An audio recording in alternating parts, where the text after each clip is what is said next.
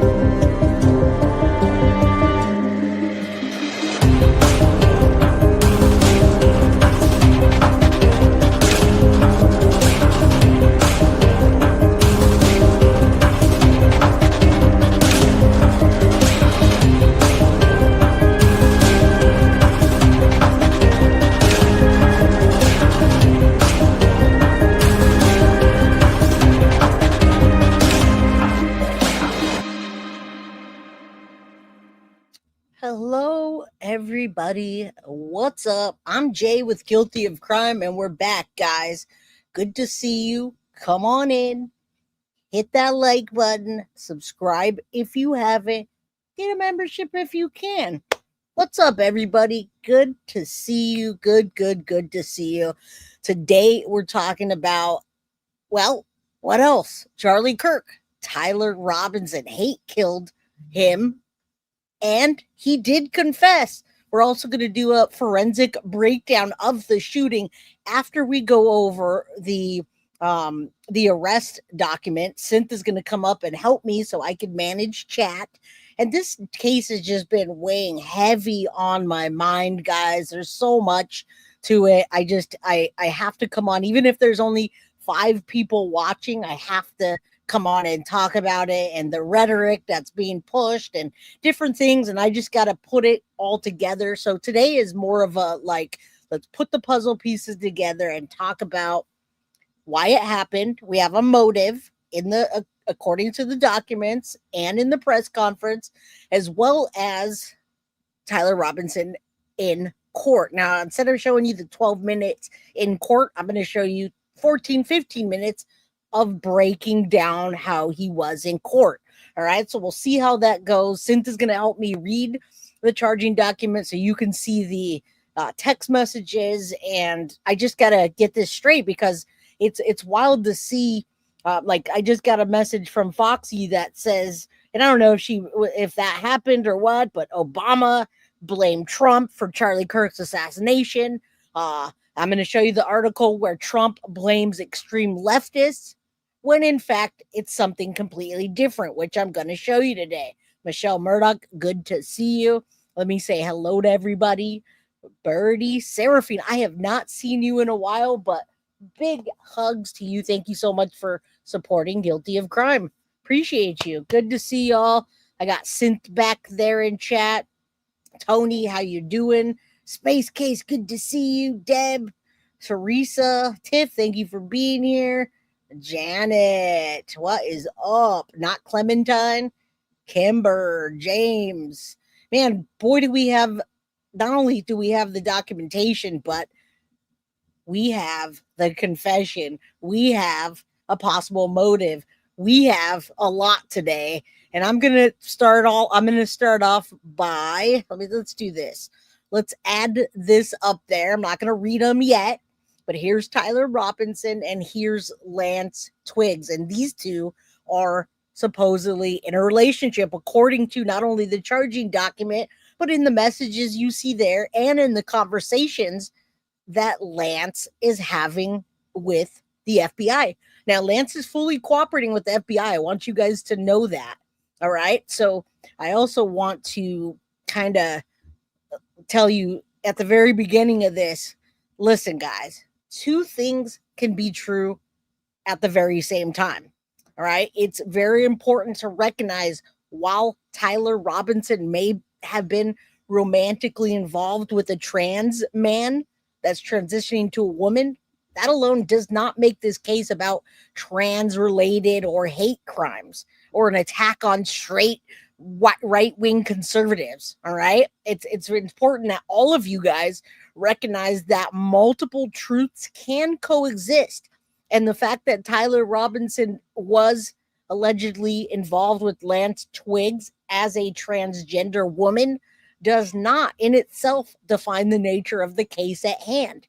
All right. While some may be quick to frame this incident as politically motivated hate crime specifically towards conservative, straight, right wing figures, or however you want to identify Charlie Kirk, such assumptions risk oversimplifying a complex situation, which is what we have.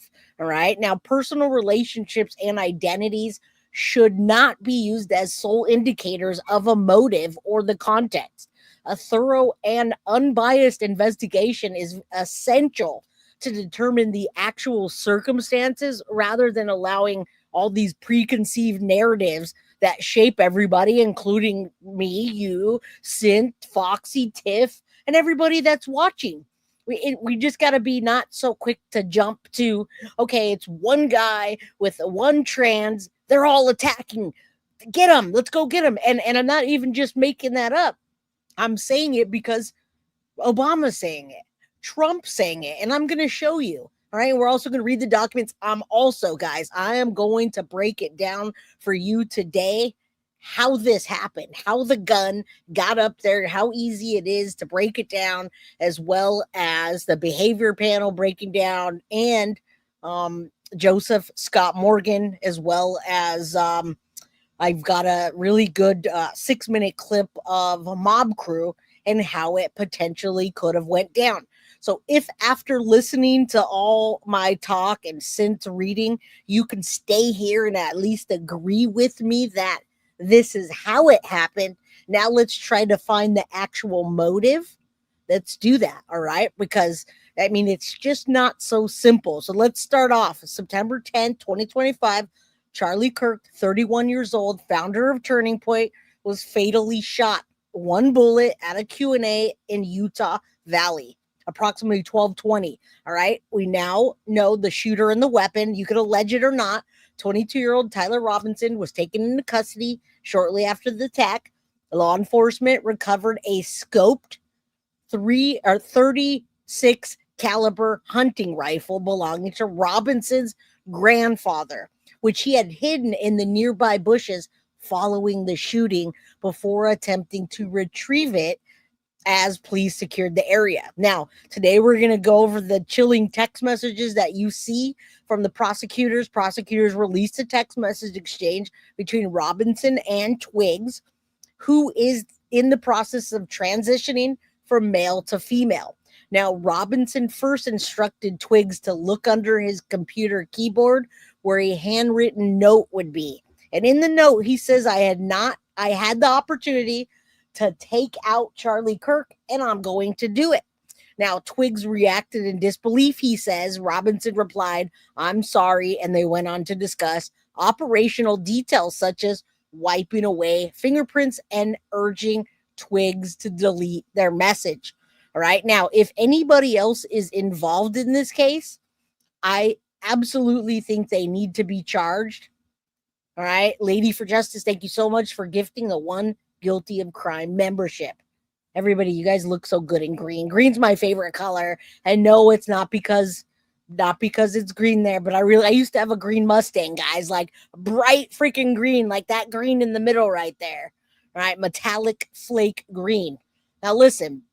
All right. So we're going over this stuff. Alleged motive.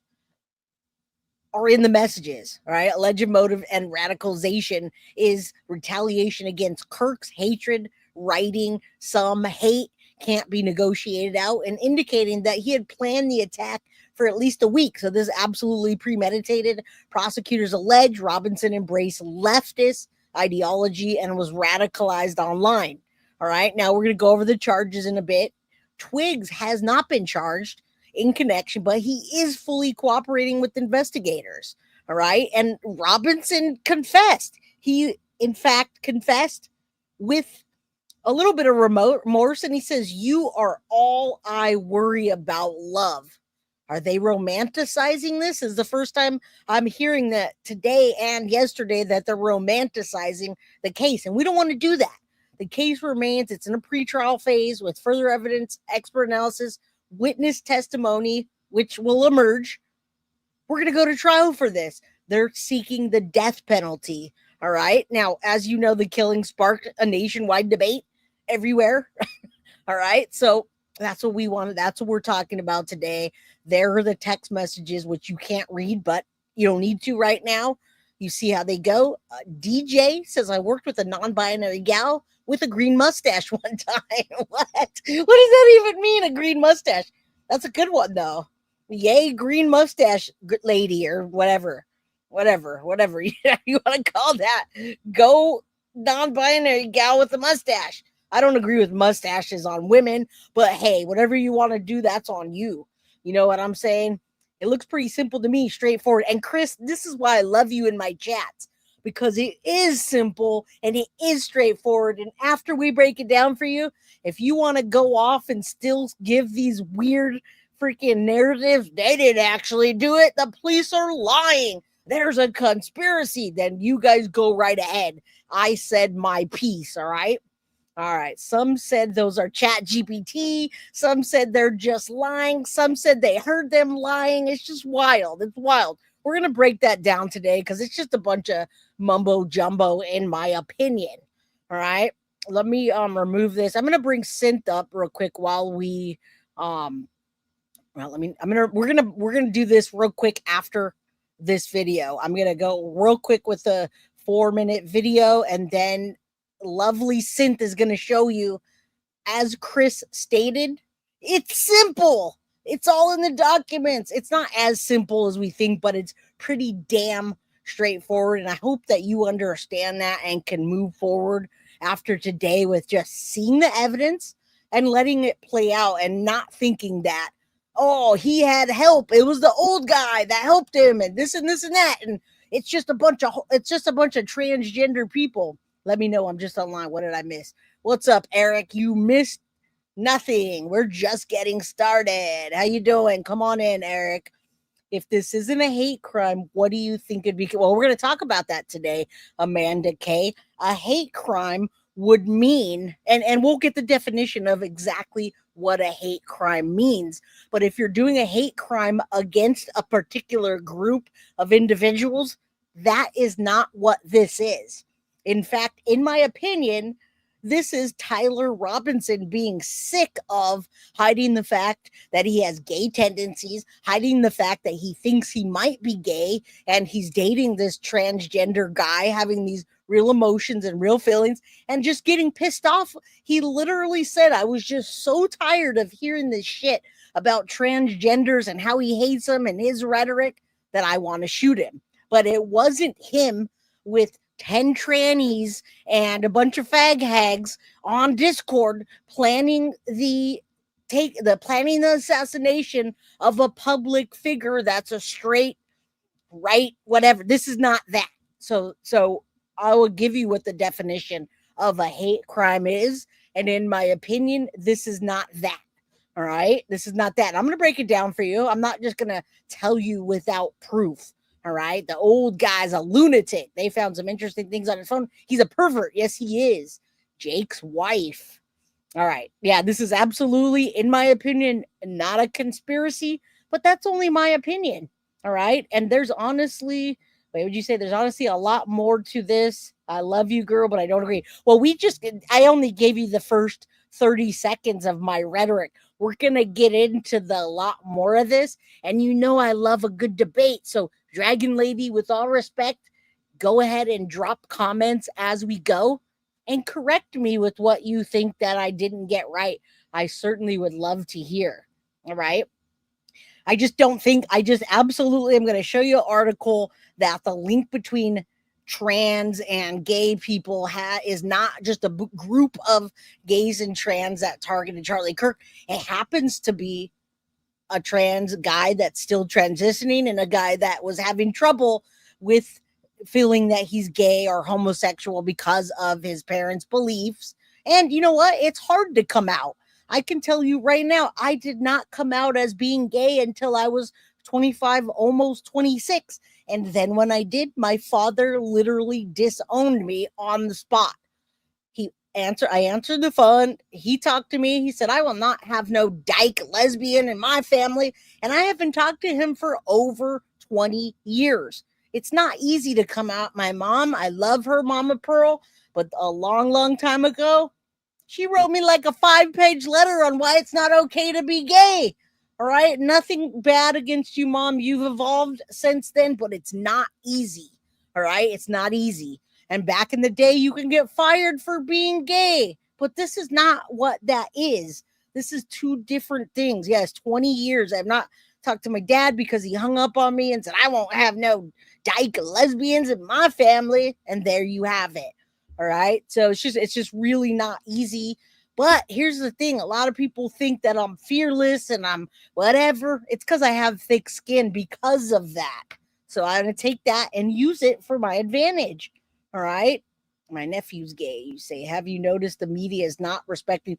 Absolutely not. And I want to tell you, DJ, they're not respecting pronouns. And there's a couple little funny things that they're not respecting pronouns. So it's being pushed back. So I did hear a joke that somebody said, and he got in trouble for it, but they're not. So he said, oh, what about Charlie Kirk? His new pronouns are were, was, which is not funny because, well, they should not have taken his life for not agreeing. But yes, I do notice that. They're pushing it hard that it's an agenda of the trans and the gays. All right. And I'll read that to you. Let's listen to this real quick. And I promise you, I'm going to dig into all the documents and I'm going to show you.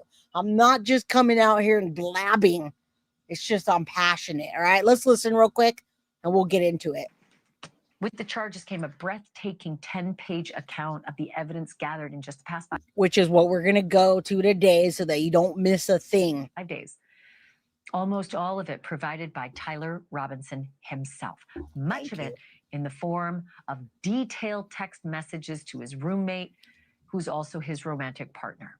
And I'm going to start reading now. And if you are scrolling on your phone right now, or you're busy making dinner or doing anything else, we're going to read them ourselves. But I just wanted to rush through here to see that, understand that they were romantic partners and nobody's denying that. But we'll get to the text messages in a bit. All right. There's a little bit you can see. Tyler says, okay, still okay. I am still okay, my love, but I'm stuck in Orem for a little while, while longer yet. Shouldn't be long until I can come home, but I got to grab my rifle. To be honest, I had hoped to keep this secret till I died. Whatever, right? You weren't the one who did it, right? And he says, I am still sorry. okay, my love, but I'm right. We're going to get to into I just want to see what I just want you guys to understand that they are romantic partners. Right. Is that all? Is that all she did? Is that all she did was read the whole time? I worry about Prince. I had to leave it in a bush where I changed outfits. All right. So I don't know why he's telling the roommate/girlfriend. We're going to read those. I didn't realize the whole clip was reading. I'm not going to show you guys 20 times. All right. But I mean, there's nothing in the gray area right now. They are, and they have been romantic partners for the last year, maybe a little bit more. And I'll tell you right now, Tyler Robinson was in fact struggling with it because of the views of his parents. And are you reading that? No, I'm not going to. It says his grandpa's rifle. I know. I have it. That's what we're getting to all that today. We're going to read it. I know. We're going to read all that. I just didn't want to show them multiple times, but I wanted people to understand that this isn't a made up thing. It is, in fact, they are romantic partners. They were romantic for the last year, and Tyler Robinson was struggling with it due to his family's political beliefs. But again, that's one person and two people, not a whole group of trannies and fag hags sitting back there on Discord planning an attack on the right people. That is not what it is. Right. So I am wishing I had circled back and grabbed it as soon as I got to my vehicle. He's telling her, I'm going to respect her. Her is Lance. I'm worried that my old man would do if I didn't bring my grandpa's rifle. I don't know if it had a serial number, but it wouldn't trace to me. I wouldn't worry about the prints. I had to leave it in a bush. So if you guys didn't know, that's where he left it, was in the bush. He changed outfits, for those of you that says that wasn't him. He was wearing pants in one screen and shorts in the other. There's clearly two people. No, there's not. It was him that changed. I might have to abandon it, the gun, and hope they don't find prints. How the F will I explain losing this to my old man? All right, now we're going to get into that, but I'm going to keep you up here real quick. And I just found this article minutes ago where Trump administration says that it will target left groups for Kirk's assassination, although prosecutors, and you'll see today, made no such link, which sucks. It sucks because, I'm in the LGBTQ group. Many of you in chat are as well, because you have daughters or sons or nieces or nephews. And now Trump is planning to attack. Now, I know it says target left groups, but he doesn't say radical left groups. He doesn't say, he just lumps it as left groups, which isn't, it's just as fair as Obama saying that Trump did it. That's not fair either. That's not fair to do that to anybody. I mean, it's taking us back. I wish I can get Tyler Robinson to say a statement and say, this had nothing to do with all the gays and trans. It was me that was pissed off. All right. So let's just listen. It's 1 minute. I don't want to read it. Let's listen to this. Although this is not the case, Trump is still saying that he's going to target the left groups. That sucks. And it's a waste of money, by the way, because it's not even true. The charges and additional information about Kirk's alleged assassin come as the president and his team are vowing action against what they are calling, quote, the radical left, and vowing to go after hateful ideologies. Now, Attorney General Pam Bondi is going so far as to say that the Justice Department would go after anyone who engages in what she deemed hate speech. Do you see more law enforcement going after these groups who are using hate speech and putting cuffs on people, so we show them that some action is better than no action? We will absolutely target you, go after you if you are targeting anyone with hate speech, anything, and that's across the aisle. We're gonna pet. The Attorney General later clarifying on social media that hate speech that crosses the line into threats of violence is not protected by the First Amendment, and that she describes as a crime. President Trump today was pressed by reporters about. The Justice Department is in damage control after a DOJ official was secretly recorded. All right. All I'm saying is I read, it wasn't just the article I read. It just came up from MSNBC. What's that? Sorry, I was reading something else. No. So somebody said it's just a headline. No, it's not just a headline. There's an entire article signed off by the people that wrote it, and it's quote unquote. And there's Trump with "God is my witness." It's not just a headline, I assure you. All right. So what I'm telling you is, I don't feel like this is a conspiracy theory, and I'm trying to lay out the information for you so that we can cause less harm to everybody by not going with this narrative that we need to now attack anybody. We need to prosecute Tyler Robinson for what he did. All right. Now let me add this. Let's get to this synth, and then I can do all the rest of it because I have a lot today. All right. TRJ, there it is. All right. I'm going to just read the quick charges, and then Synth is going to read those text messages or whatever else, and I'll man the chat. All right.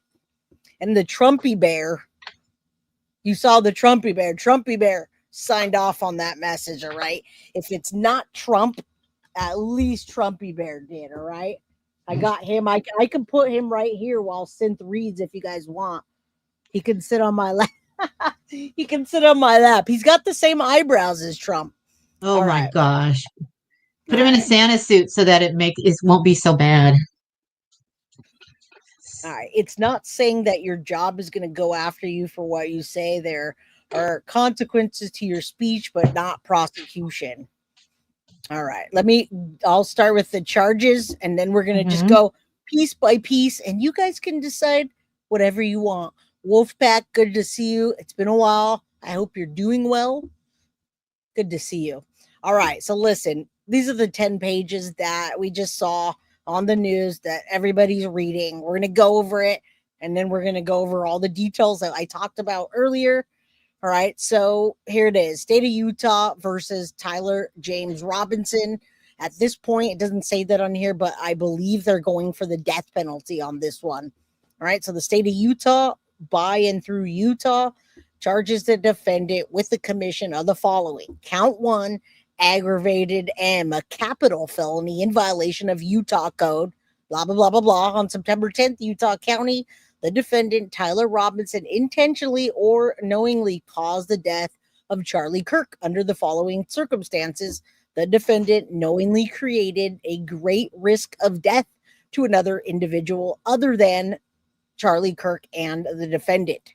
All right. Notice says conviction of this offense may carry the death penalty or pursuant to Utah's code or a mandatory term of imprisonment for life without parole and indeterminate of not less than 25 years that may be for life. All right. Here's the next one. Victim targeting enhancement.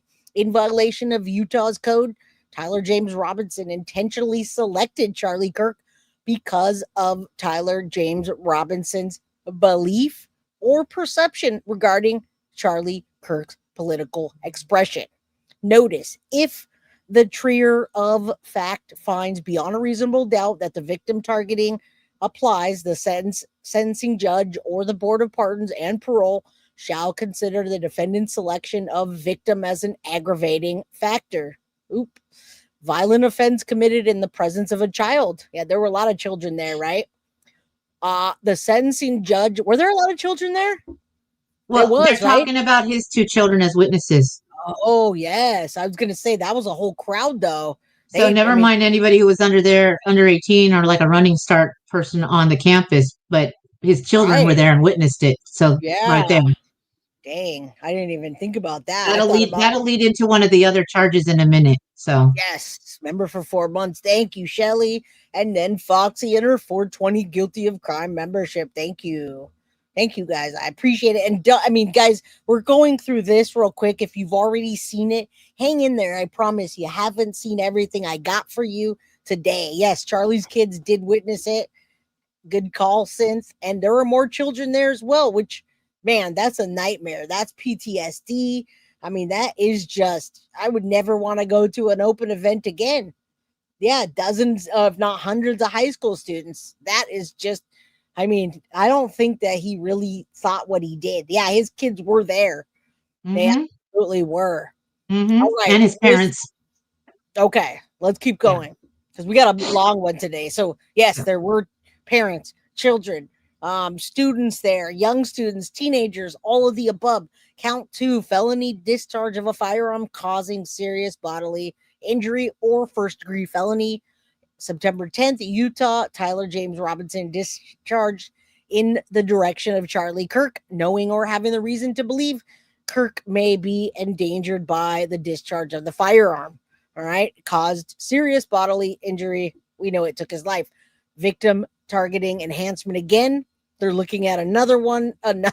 He's never getting out. He'll probably get the death penalty unless it's the trier of fact. So when you get to that part, if the trier of fact. Okay, thank you. If the trier of fact finds beyond a reasonable doubt the victim targeting enhancement applies, then the Board of Pardons and Parole shall consider the defendant's selection of the victim as an aggravating factor. He's got a lot of those. All right. Violent offense committed in the presence of a child. Again, aggravating factor. They put that right on top. And then count 3, obstruction of justice. Second degree in violation of Utah, September 10th.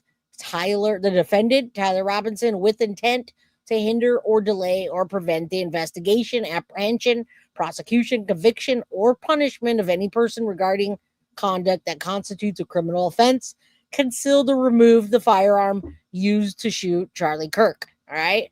Obviously, it constitutes an offense. An offense would be a capital felony or first degree. Again, obstruction of justice, count 4, second degree. And same thing, hinder, delay, prevent, investigation, right? Count 5, tampering with a witness. Guess who that is? A third-degree felony in the violation of Utah Code, September 10th. The defendant, Tyler Robinson, believed that an official proceeding or investigation was pending or about to be instituted or intended to prevent an official proceeding or investigation, attempted to induce or otherwise cause his roommate to withhold testimony, information, a document, or an item. All right. Now we saw that it was the incriminating text messages. He was directing his roommate to delete the messages. Count 6, tampering with the witness. Another one, third-degree felony violation. Tyler Robinson intended to prevent an official proceeding or investigation, attempted to induce or otherwise cause his roommate to withhold testimony or information, directing his roommate to stay silent if the police question the roommate. All right, we're on count 7. We're getting there, and I promise there's lots of more things coming today. Not only that, there's a lot of things that I want to hear you guys dispute, even after law enforcement has written it, said it, reset it, written it. We still have gray areas, and I want to know what they are. All right. So let's keep going. And good to see you, Be Real Tutu. I appreciate it. Right. His child running to is a rumor. It hasn't been confirmed. All right. Child running to what? Supposedly after the shooting happened, the children in the audience or wherever they were, his children ran to him to make sure he was okay. Well, I mean, I've heard that. I heard that, but we don't know. Yeah. Of course. I mean, if they were there, of course. Right. If they were not behind the fence, who knows? Who knows? Wherever they were, if they saw it, they were going to run. Daddy. Any normal human is going to run and say, Daddy. Right. Right. Okay. So again, trauma. And if he did, yeah, we don't know. That's gonna be an aggravating factor, guys. It all come out. Count 7, violent offense committed in the presence of a child. Again. All right. James Robinson committed criminal homicide in the presence of a child younger than 14 years old, with the knowledge that a child was present and may have seen or heard the commission of criminal homicide. Next, victim targeting enhancement. We know he targeted Charlie Kirk because of his political expression. He said it himself in the text messages. Now, probable cause statement. I can't be any clearer when I read this and when you hear it from them. Brian Davis of the Utah State Bureau of Investigation, which is FBI, having probable cause to believe that the defendant committed the above listed offense or offenses, submitted the following evidence in the supporting file. All right. On September 10th, approximately 12:23 p.m., Charlie 25. Kirk. Oh, sorry. No, it says 23. 23. Charlie Kirk was shot and killed while speaking to a large crowd on the campus of UVU in Orem, Utah. Counts 1 and 2. Police found the suspected Big M weapon, a bolt action, and it's 30-06 rifle nearby. Over the next approximately 33 hours, police conducted a manhunt for the shooter until the evening of September 11, 2025, when Tyler James Robinson surrendered to the police at the Washington County Sheriff's Office. DNA that was consistent with Robinson was found on the rifle's trigger. After shooting Mr. Kirk, Robinson hid the gun. Count 3, discarded the clothing he wore when he fired the rifle. Count 4, and told his lover, they literally put this in there because it's part of it, told his lover/roommate to delete incriminating text messages. Count 5, and not to talk to police. Count 6, children were present at the time of the shooting. Count 7, the shooting. All right. You want to read this part? Yes, I can. Yes, ma'am. Go have something to drink. All right. Yes. The shooting. Turning Point USA, a nonprofit organization founded in 2012 by Charlie Kirk, organized a public outdoor event to be held at noon on September 10th, 2025 at UVU. The event was the first in a series of similar events to be held at college campuses nationwide. Mr. Kirk is a well-known conservative activist famous for these types of events where he discusses various political issues and debates with audience members. His events and comments have garnered a significant number of supporters and drawn the ire of many who disagree with his political views. The event at UVU was announced far in advance and garnered significant publicity and interest. Consequently, several hundred people attended. Mr. Kirk was interacting with the crowd before the event officially got underway. Then, approximately at noon, Mr. Kirk seated himself under a portable canopy behind a table and microphone. He began speaking to the crowd and fielding questions from attendees, a format Mr. Kirk commonly used at his events. Mr. Kirk allowed his questioners to approach a microphone positioned directly in front of him. Mr. Kirk's team members were very close to him on his right and his left, as well as some behind his canopy and others at various close locations near him.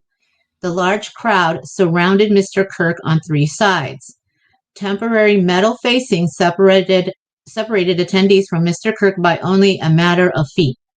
Directly above and behind Mr. Kirk was the UVU Hall of Flags, an indoor walkway spanning several hundred feet with floor-to-ceiling glass windows which overlooked the plaza where Mr. Kirk was seated. People were in the walkway at the time of the shooting.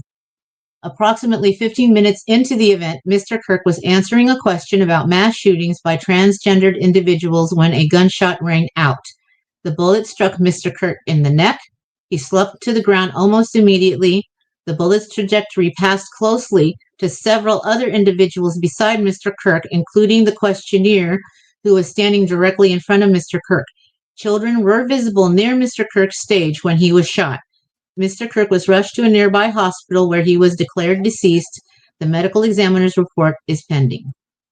Yes, and Marcy, you're right. And this is why I say they need to get better security, especially in this day and age with all the people that are, with everything that's going on in this world, and especially what happened to Trump in Pennsylvania. Somebody misunderstood me in the last episode and said it was Tyler Robinson's fault, not the security. It is Tyler Robinson's fault, allegedly, but now that they know and they've had many chances to see what is happening with Trump, and Charlie Kirk is one of Trump's, or I should say, he's a supporter. They support each other. They should have had better security. They didn't even have security. They had a security guy behind him, and they admitted everything else was lax.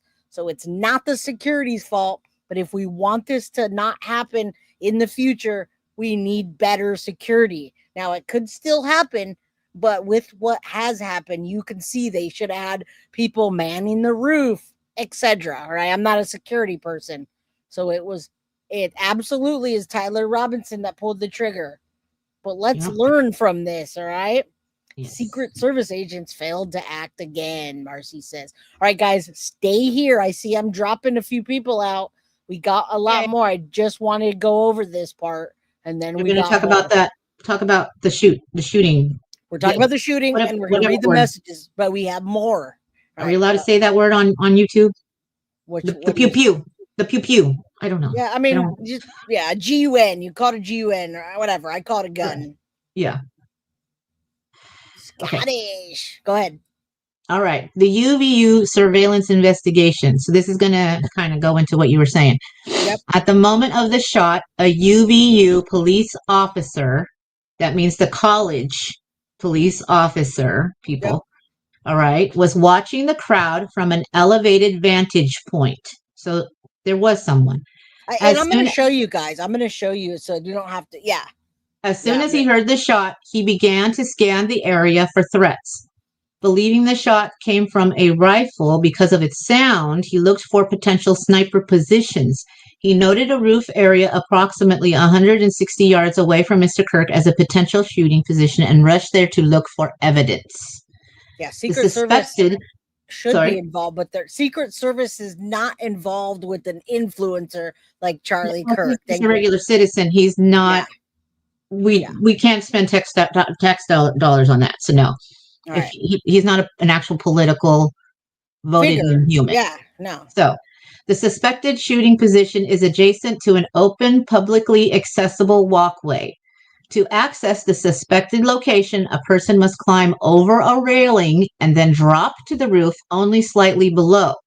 The UVU officer climbed over the railing and down onto the roof. He then walked to the suspected shooting position and confirmed a clear shooting corridor between the position and Mr. Kirk's seat. He also noticed markings in the gravel rooftop consistent with the sniper having laid on the roof, impressions in the gravel potentially left by the elbows, knees, and feet of a person in a prone shooting position. And that would happen from the recoil of the shot. It would move him a bit.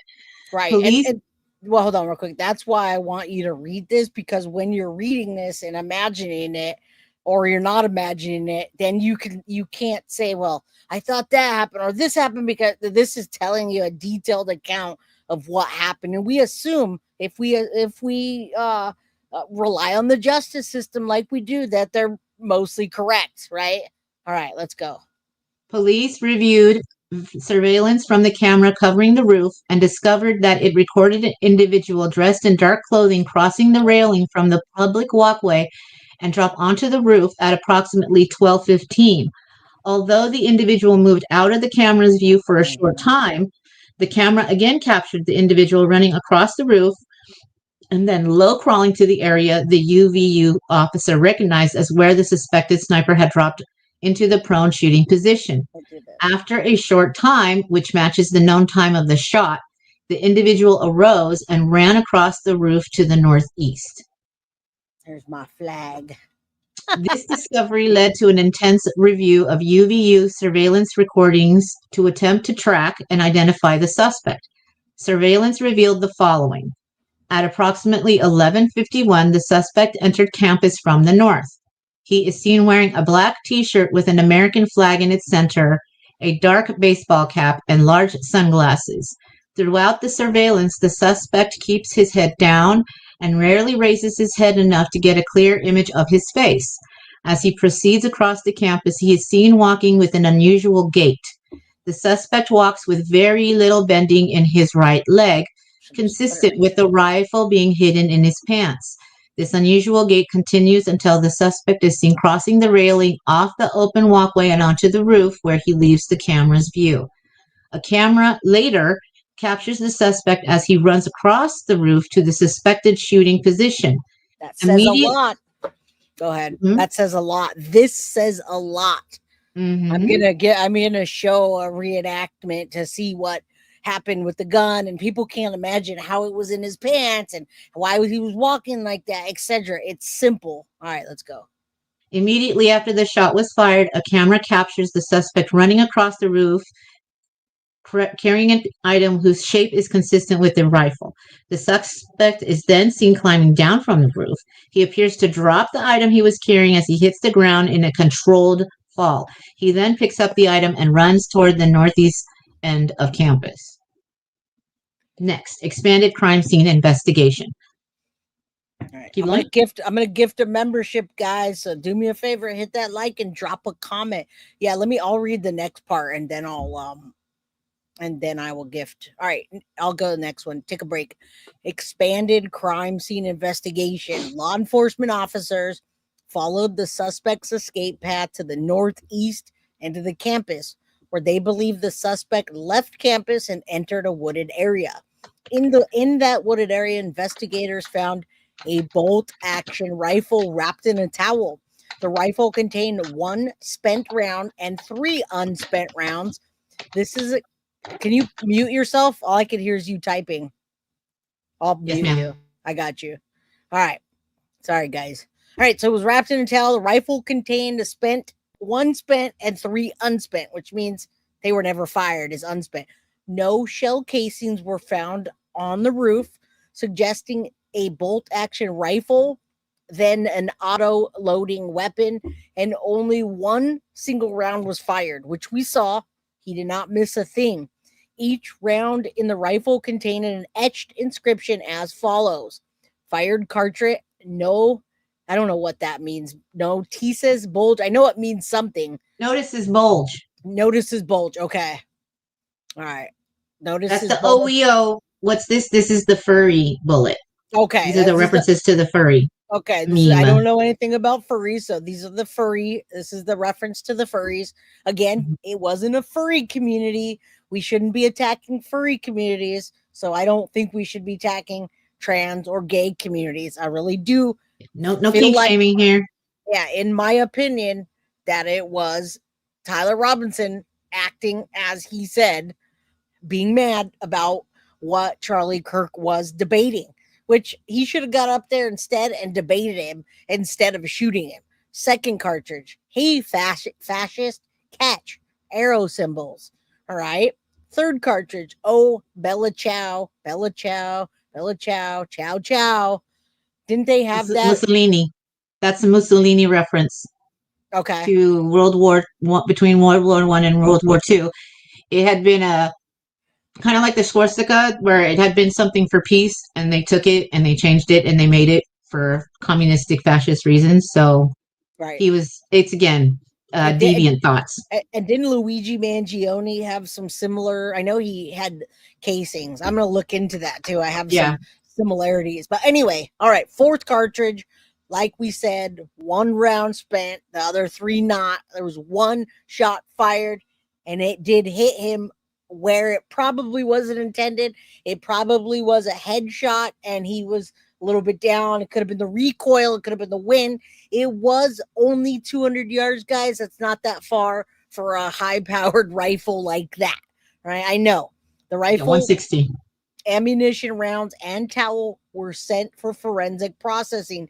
DNA consistent with Robinson's was found on the trigger. Other parts of the rifle, the fired cartridge casing, 2 of 3 unfired cartridges, and a towel. Law enforcement was able to immediately locate the shooter. So they published photos of the shooter from UVU surveillance and asked for police's help to identify him. Meanwhile, law enforcement continued to try and identify the shooter through other means. Are we almost at the text messages? Not yet. All right, we're getting there. Soon. You want to go this one? I'll do the next one, and then the next one will be the text messages. Okay? Okay. All right. So the Washington County investigation. Before I start this, every case always has some weird connection to me, either a date or a number or something weird. This dude is from Washington, the city. We are going to watch the video. Okay, go ahead. Okay, but I live in Washington. Do you know how weird that is? That he lives in Washington, a city in Washington County, Utah, and I live in Washington. Like, that trips me out. There you go. Why the hell is there a town called Washington? The mind of synth. All right, Annette says, do you all think his mate will be charged? No. I don't think. No, he's cooperating fully. I don't think and Lance no premeditation. Nope. I don't think she's ever going to be. All right. And it's an anti-Nazi and anti-fascist Italian folk song. All right. Not Clementine. 200 yards is not very far away. I hope that's what you're saying, Marcy. 200 yards is a typical shooting range. When you go shoot a high-powered rifle, 100 and he did yards. Less. It was 160. You can do a buck or any regular hunting or whatever. I mean, you might not hit your target, but you can shoot it. Yeah, he had no idea. And he confessed. That's why Tyler Robinson confessed. He absolutely confessed to his roommate. And now his roommate's cooperating. They were lovers, and they are saying that it's kind of romanticized. All right, so that's what we want to listen to. All right, so what's up, on the Krista? Evening, I'm going to read now. Go for it. I won't type loudly. I'm sorry. I was typing to somebody in the chat. I was being good. It sucks. Okay. On the evening of September 11th, as law enforcement continued their investigation, Tyler James Robinson went to the Washington County Sheriff's Office with his parents and a family friend to turn himself in. Robinson's mother stated the following to police. On 9/11, the day after the shooting, Robinson's mother saw the photo of the shooter in the news and thought the shooter looked like her son. Imagine that. Imagine a mom seeing her son doing something horrible in the news. How is she going to feel? Not happy, I'm pretty sure. I know there's some people in the chat who understand. Anyway, Robinson's mother saw the photo of the shooter. But we're not blaming the parents for this. No, that's what I'm saying. Imagine a mother seeing that and going, oh, crap, is that my son? Now I have to call him in. Right. Well, I mean, the thought, you have a son, I have a son. I imagine it because Deb Stearns is in chat. I and Deb know had to how deal with horrible this. that had to be for her. I And- want people to and- have sympathy for her. Wait, but you were on Turtle Island last night when everyone was being an asshole and saying how much they hate her. And Yeah, no, I didn't. I stuck that one out. Remember, I was watching my what the hell true crime show was I watching? I told you. Okay, well, it doesn't matter. You were watching a true crime show. We were doing Turtle Island, and people in chat were trying to get me kicked out because Deb called in, and then they went in to say nonsense. And I'm like, listen, yeah, no. You're sitting there sympathizing for these parents who also gave them information and turned them in, which Deb and Chris did. They filled in many of the blanks, and yet you want to do what? Go F right off with that. Jamie, thank you. Okay, guys, I'm about to gift 5 memberships, but I want you guys to know when I set my goal at the beginning of the show every day, I do that so that I can gift you guys more memberships and do more giveaways. We just shipped out 2 giveaways today, and I'm doing 5 memberships, which is almost at my goal, which is like $20. So when I'm doing that, I want you to know it's going back to you guys. All right, I do that so I can give more. Thank you. You need to find a confetti shooter thingy to do like confetti shooting every time somebody does a membership. You know how everybody has some kind of dummy sound. Yours needs to be like a confetti shooter. I think that'd be cool. I have a little thing that I can do that with. All right, it's echoing. Let's go. I'm gonna mute myself. I'm gonna give. So he said the mother called her son and asked him where he was. He said he was at home sick, and that he had also been at home sick on September 10th. Mm-hmm. Robinson's mother expressed concern to her husband that the suspected shooter looked like Robinson, and the father agreed. The mother explained that over the last year or so, Robinson had become more political and had started to lean more to the left, becoming more pro-gay and trans-right oriented. She stated that Robinson began to date his roommate, a biological male who was transitioning genders. This resulted in several discussions with family members, but especially between Robinson and his father, who have very different political views. In one conversation before the shooting, Robinson mentioned that Charlie Kirk would be holding an event at UVU, which Robinson said was a stupid venue for the event. Robinson accused Kirk of spreading hate. Robinson's father reported that when his wife showed him the surveillance image of the suspected shooter in the news, he agreed that it looked like their son. He also believed that the rifle the police suspected the shooter used matched a rifle that was given to his son as a gift. As a result, Robinson's father contacted his son and asked him to send a photo of the rifle. Robinson did not respond. However, Robinson's father spoke on the phone with Robinson. Robinson implied that he planned to take his own life. Robinson's parents were able to convince him to meet at their home. Thank God. Thank God. We would never know exactly what happened. No. It's amazing he didn't try to do a go down in a blaze of glory thing. Right. Really. I'm glad he didn't. Thank God this time. Yeah. All right. Let's keep going. As they discussed the situation, Robinson implied that he was the shooter and stated that he couldn't go to jail and just wanted to end it. When asked why he did it, Robinson explained, "There is too much evil, and the guy, Charlie Kirk, spreads too much hate." They talked about Robinson turning himself in and convinced Robinson to speak with a family friend who is a retired deputy sheriff. Thank God this is turning out the way that it is. And still people still don't believe this. What you're reading, Synth, is imaginary. Just remember that. Let's go. Well, okay. Well, it sounds good so far. All right. At Robinson's father's request, the family friend met with Robinson and his parents and convinced Robinson to turn himself in. The family friend spoke to police and reported telling Robinson that it would be best if he brought all evidence with him to the sheriff's office to avoid police having to search his parents' home. The family friend also asked Robinson if he had any clothes that were related to what he did. Robinson replied that he had disposed of the clothes in different areas. Okay, that's interesting because I heard on Candace Owens, Losing a Biscuit, saying that he was wearing the same clothes for the last 33 hours and he hadn't taken a shower or something crazy. What? Right. Either way, they've got DNA. Nobody else's DNA is on the rifle or the anything. All right, Yeah. it's not a measure. And that changed too, though, because they had first said it was on they had a hand partial palm print and a forearm, and then on the thing it says trigger. So that's interesting. Yeah, but this is a charging document, so they took everything, and I mean, and maybe there could have been something left out. But Scottish Unicorn, this is not unpopular. A lot of people don't like weapons, and you say unpopular opinion, maybe, but I think nobody should have guns. I wouldn't even have wanted GUNs had I not got carjacked by 5 African Americans in the middle of Oakland and thrown out into the street where nobody would help us because we weren't African American. I would not have gotten them ever. So that's why I did, was to protect myself and my family. All right. Otherwise, I agree. All right, let's keep going. All right. This is the part where you read because the texts are coming up. Okay, where's it? Okay, yeah. After reading the note, is that it? Yep. You're the roommate. Okay, so I'm the roommate. Hold on. Well, no, you be. You know what? Let's switch. You be Robinson. I be roommate. Okay. All right. You can be the fairy. No, I'm a furry. I'm very furry. The furry. All right. Listen. September 10th. The roommate looked under the keyboard. Drop what you were doing.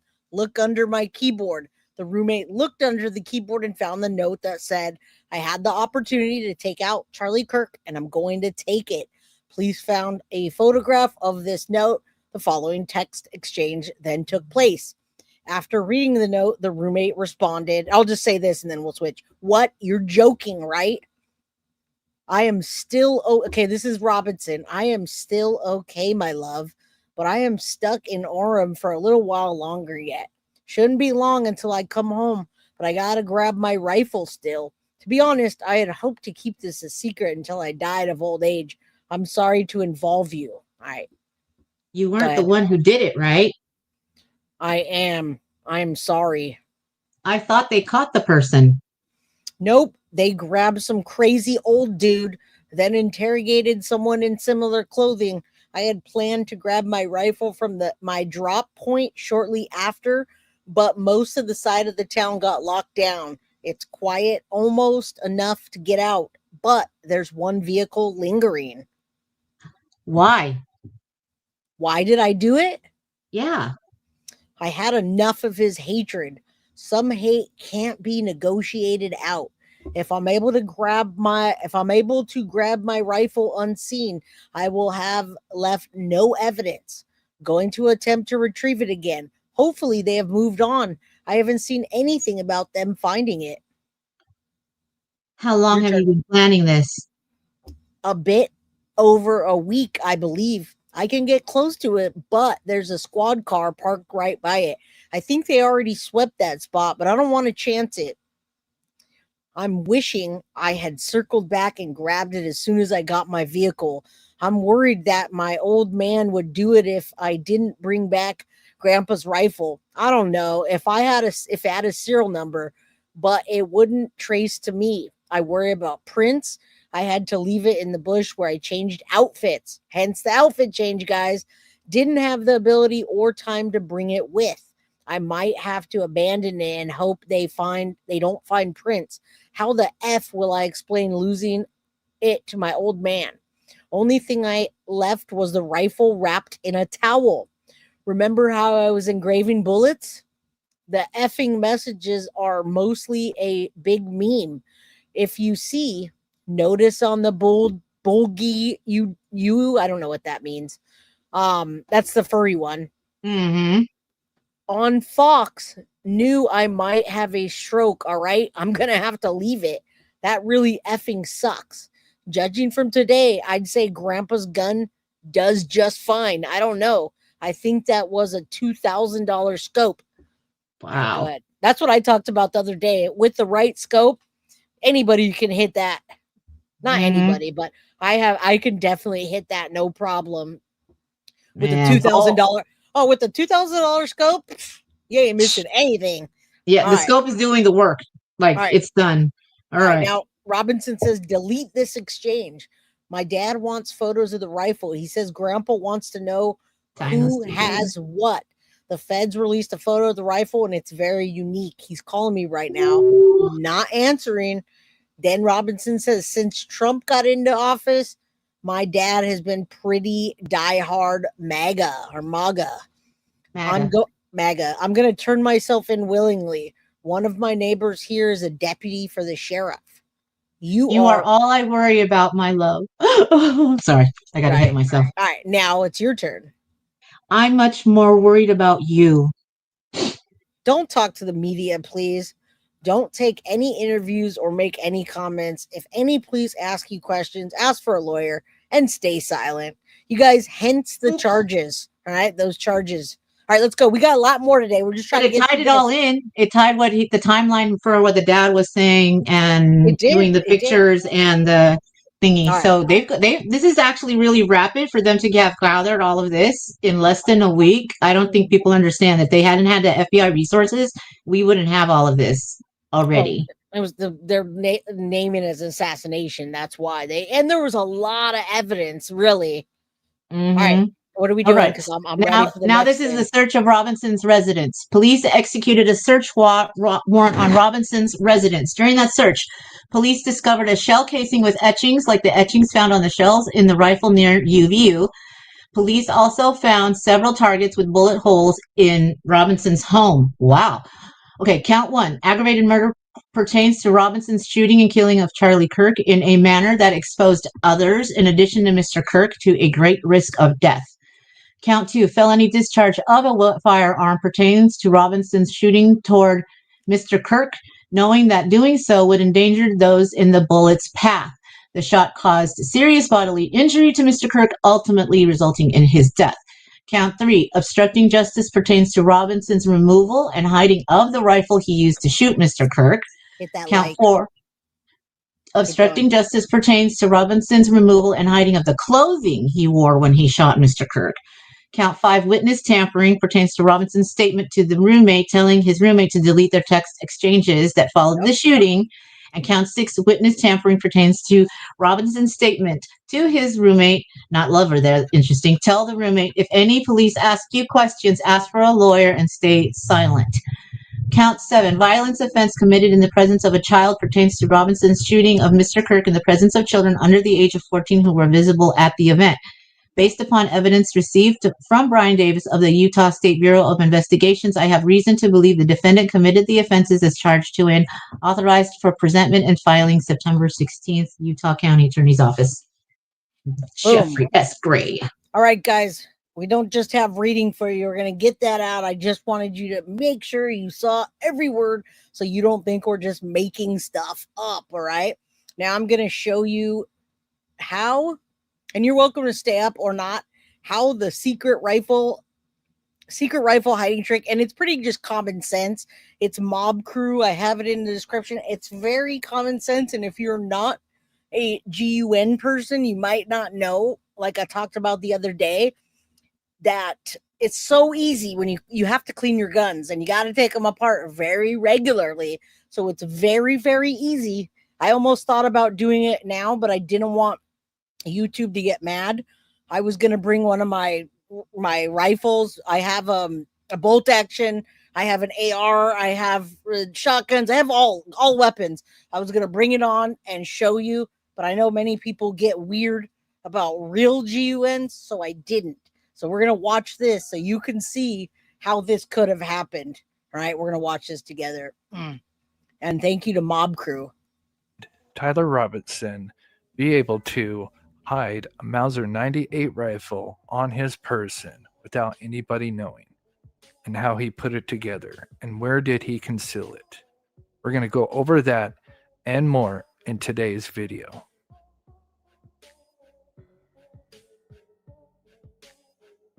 Welcome back to the channel, everybody, where we cover true crime, mystery to the missing. All right, Mob Crew. Down 800. Hold on, let me go. Robinson concealed this rifle. He first came down 800 West, seen on surveillance where he is walking with a unique gait, clearly walking with what looks to be a limp. He is concealing parts of the rifle in his pants. Now, when he was arrested, we learned that he is 5'10". So with that means the average length of somebody that's 5'10" has an inseam or legs of 30 to 31 inches. That'll be important, as the rifle can be up. You're muted. Did Baby Guilty come in? You're Yeah, muted. baby Guilty came in. Sorry. Anyway, I wanted to show you this because Mob Crew puts a lot of different information together for us and then does these simulations. So don't take anything. This is not like I didn't get this. We're reading documents, charging documents, which are official. This is a supposition and an example of what can happen.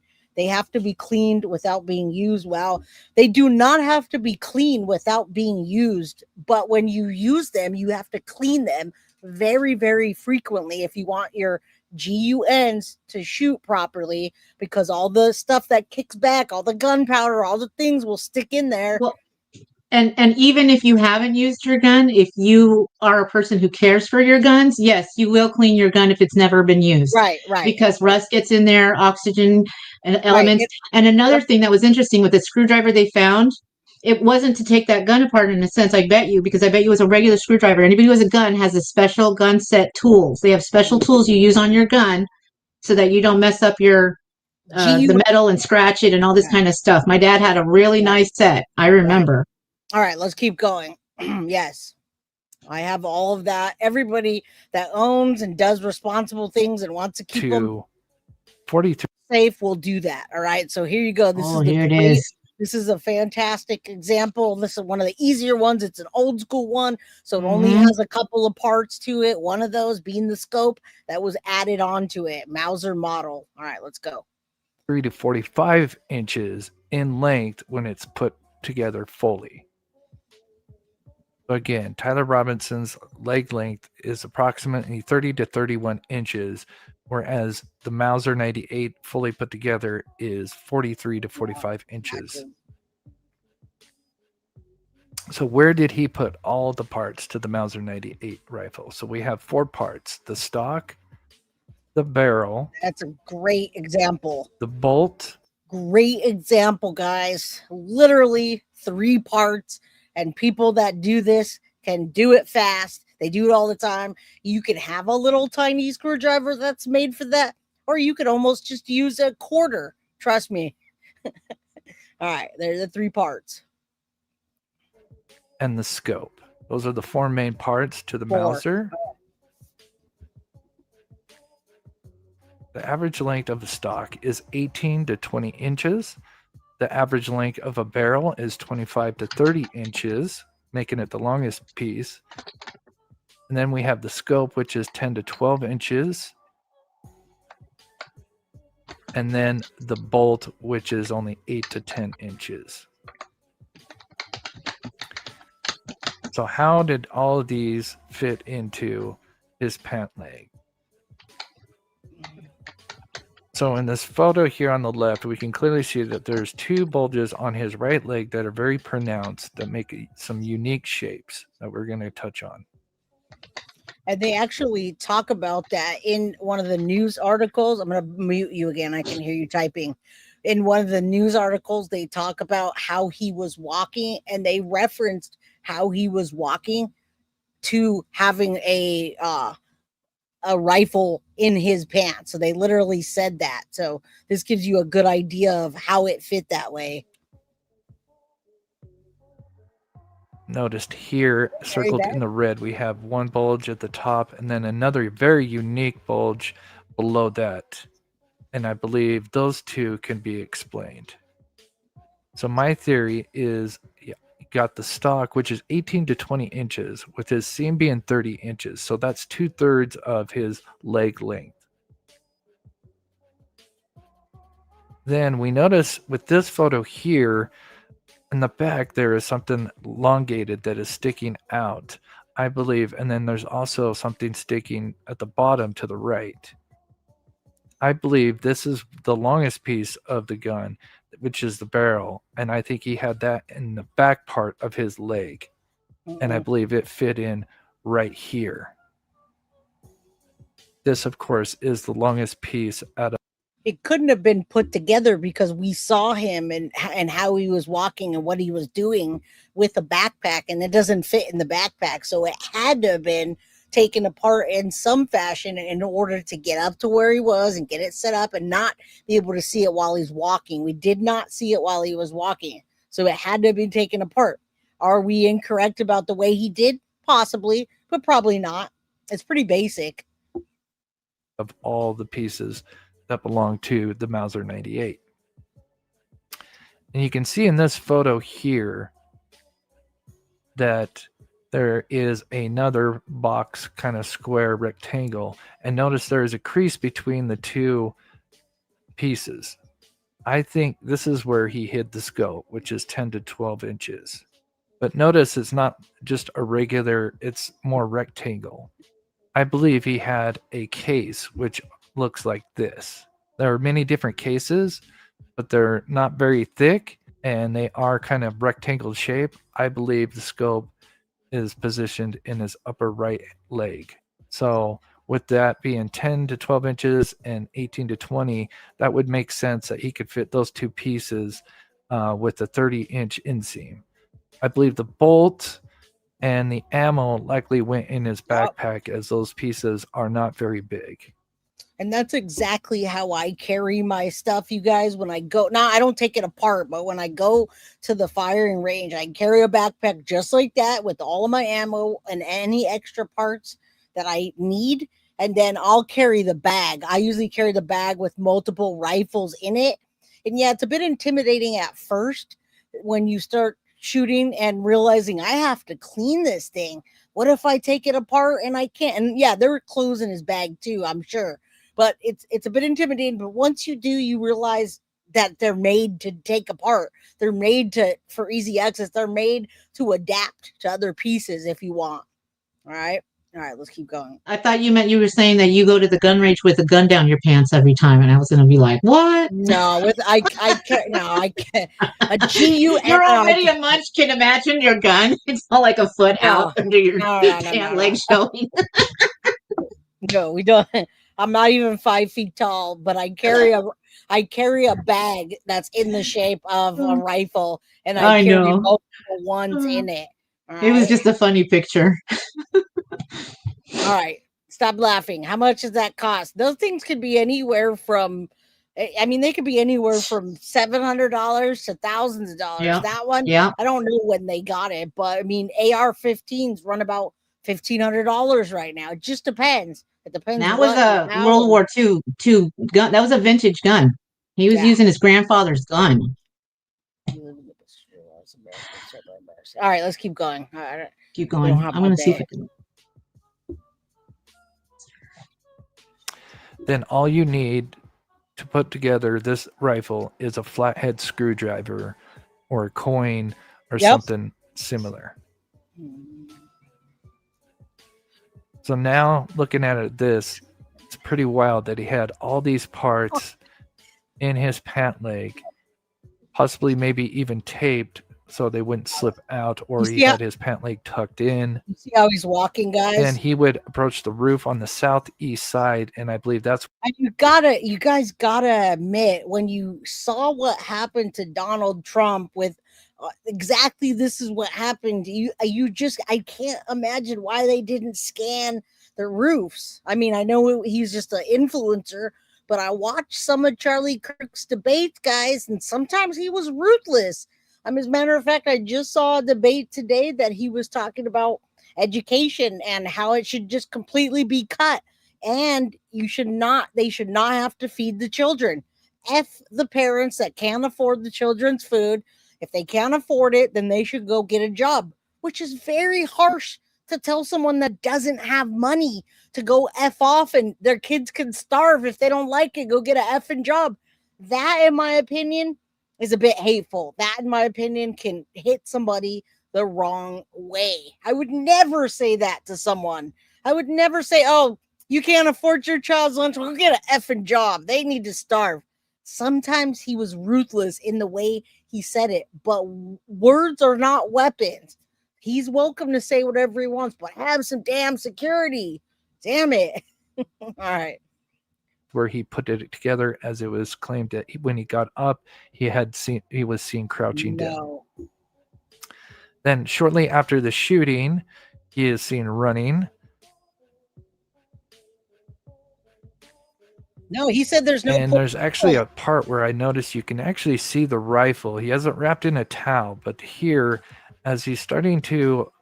Again, I want you to know none of this warrants what happened to Charlie Kirk. But he said America does not have people that can't eat. There are no he literally said no starving people in America. In America, our children are obese, not starving. And mic drop on that. So, I mean, you can really offend somebody. I know that I can offend people without even trying, but I'm not going to go out in open forum with the rooftops all, nothing there. It's just, I hope we learn from this. I really do. Drop down. You'll notice that it makes a shape just like a rifle right here. I just look at it again. But clearly, if there was nothing in this Tyler shirt, it wouldn't be uniformed like this. So right here, you can see that is clearly. You want me to find that for you, Teresa, where he said, I literally have a clip where he says nothing was edited. He said, we do not have children in America that are starving. Our children in America are obese. And if you can't feed your children, then get a freaking job. I put that on my life, Teresa, that he said that. Again, you could say whatever you want. I could come on here right now and say, F you, Sint, I don't like your hair. And one of those, I can say anything I want to anybody. I can be like that too. But I'm going to make sure I protect myself. So I would never say that if he didn't say that. But it doesn't warrant what happened to him. But if you're going to be into pissing people off, that's all I'm saying. You don't believe it either? Or you literally don't believe it? The gay slob is trying to justify the shooting. All right, well, let's watch out for that guy here. All right, let's keep going. What looks like to be these people, the gun. The shape nobody's of the gun justifying anything. Tyler Robinson would then flee from the parking lot, and not far from where this is taken from, there's some wooded areas just northeast of this, and this is where the towel, the gun, and the ammunition was found just right here. So this is how I believe he placed the gun parts to the Mauser 98 in his pants. Let me know what you think in the comments. If you have any ideas, again, this is just theory. Please smash that like button, subscribe, and thank. Yeah, no hate comments, guys. If you're getting mad at me telling you what was said on a video, imagine how people felt when he said to them. So all I'm saying is 110%, absolutely nothing justifies what happened and what this idiot Tyler Robinson did, this suspected murderer. Nothing does. But if you don't like me re-saying what he said, imagine the people that he's saying it to. All right, there's the link. It's in chat. All right. I mean, it's absolutely free speech, and I'm not saying that, but the chat went a little bit crazy when I said that. But imagine what the impact when he said that. You know what I'm saying? It doesn't make sense. All right. And then you're going to hear some words directly from them. All right. Yeah, there's the link. Foxy dropped it if you guys want to see it. You guys just need to, I'm here to show all sides of it, and nothing, even in the video, they said that does not justify a damn thing. It doesn't justify anything that happened.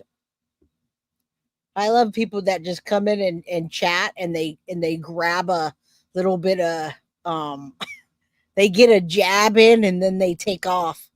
All right. This is going to show you, this is the presser, but it also has a bunch of visuals in it that you can see what's going on during this. So hopefully we can listen to this together.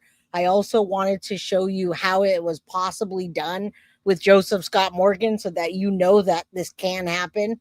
All right. All right, what's up? Good to see you guys that are rolling in. Tony. Yeah, people in chat just went crazy right now. A bunch of people left. People got mad. And all I did was requote what I just watched. So it's very interesting in that way, huh? Very interesting. All right. I don't know. How many people watch the presser? Maybe I should, let's go here. Maybe I should do the Joseph Scott Morgan one, forensic expert. I know that we're talking about Charlie Kirk. Let's do that one instead because I don't know how many people watch that. But it's interesting how people get offended by words. The assassination of Charlie Kirk. So kind of just your initial reaction. I think that everyone seeing the shooting take place at such a large gathering, it's shocking. You see the videos. Kind of talk a little bit about, from your point of view, what you saw when seeing those videos and things like that. Well, initially, other than the absolute horror of it, one of the things that struck me from a forensics perspective is the fact that only one shot was fired. Many of these shootings that we have nowadays, you have individuals that will fire multiple rounds at a scene. All you have to do is think back to the recent shooting in Minnesota at Mass with Catholic school there. And that's kind of arbitrary, I think, just randomly, this was not, there was a level of precision to this. The fact that the crowd was they only heard one report. And he only did shoot one. Go ahead and talk. Take yourself off mute.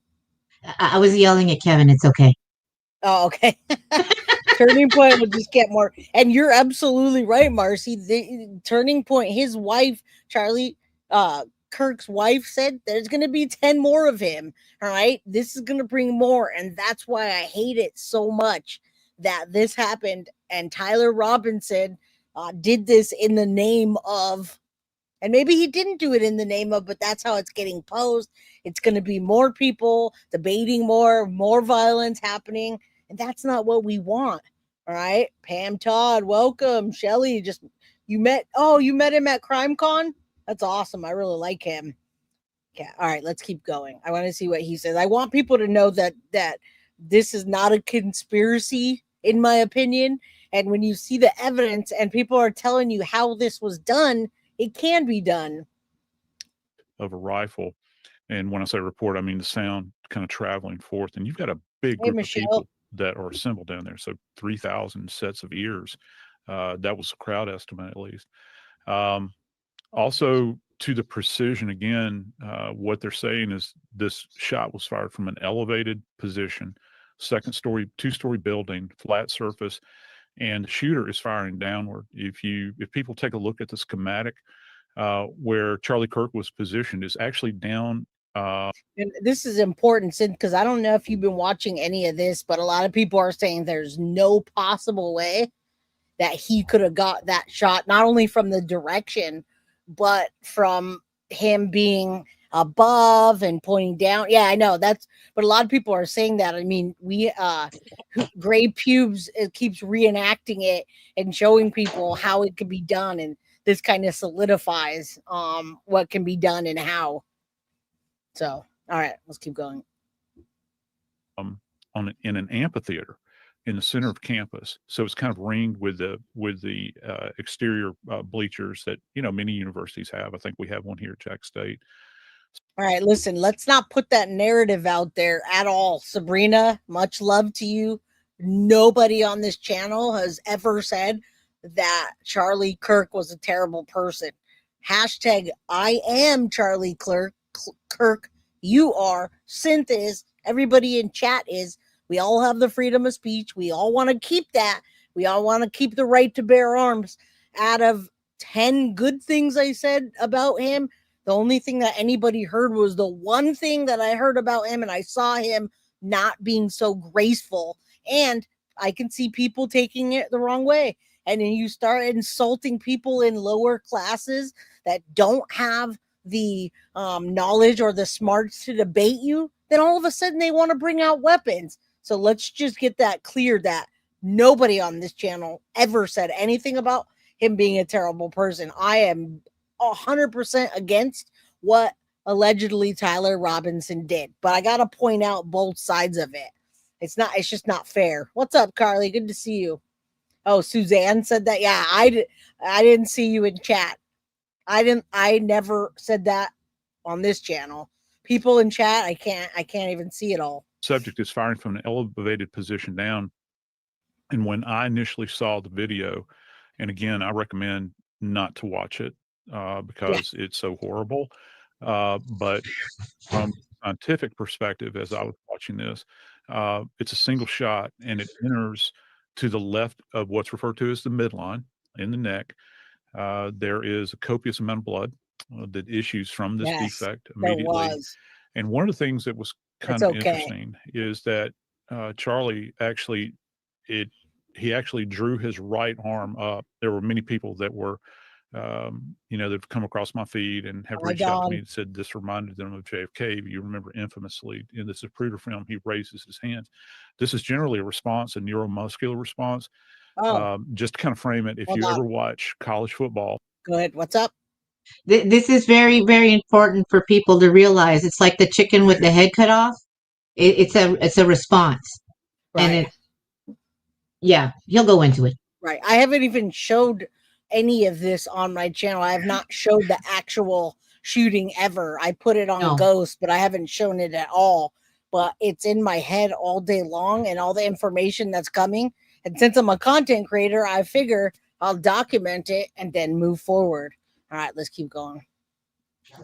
And people get hit in the head or they sustain a spinal injury. This neuromuscular response, it almost looks like they're seizing.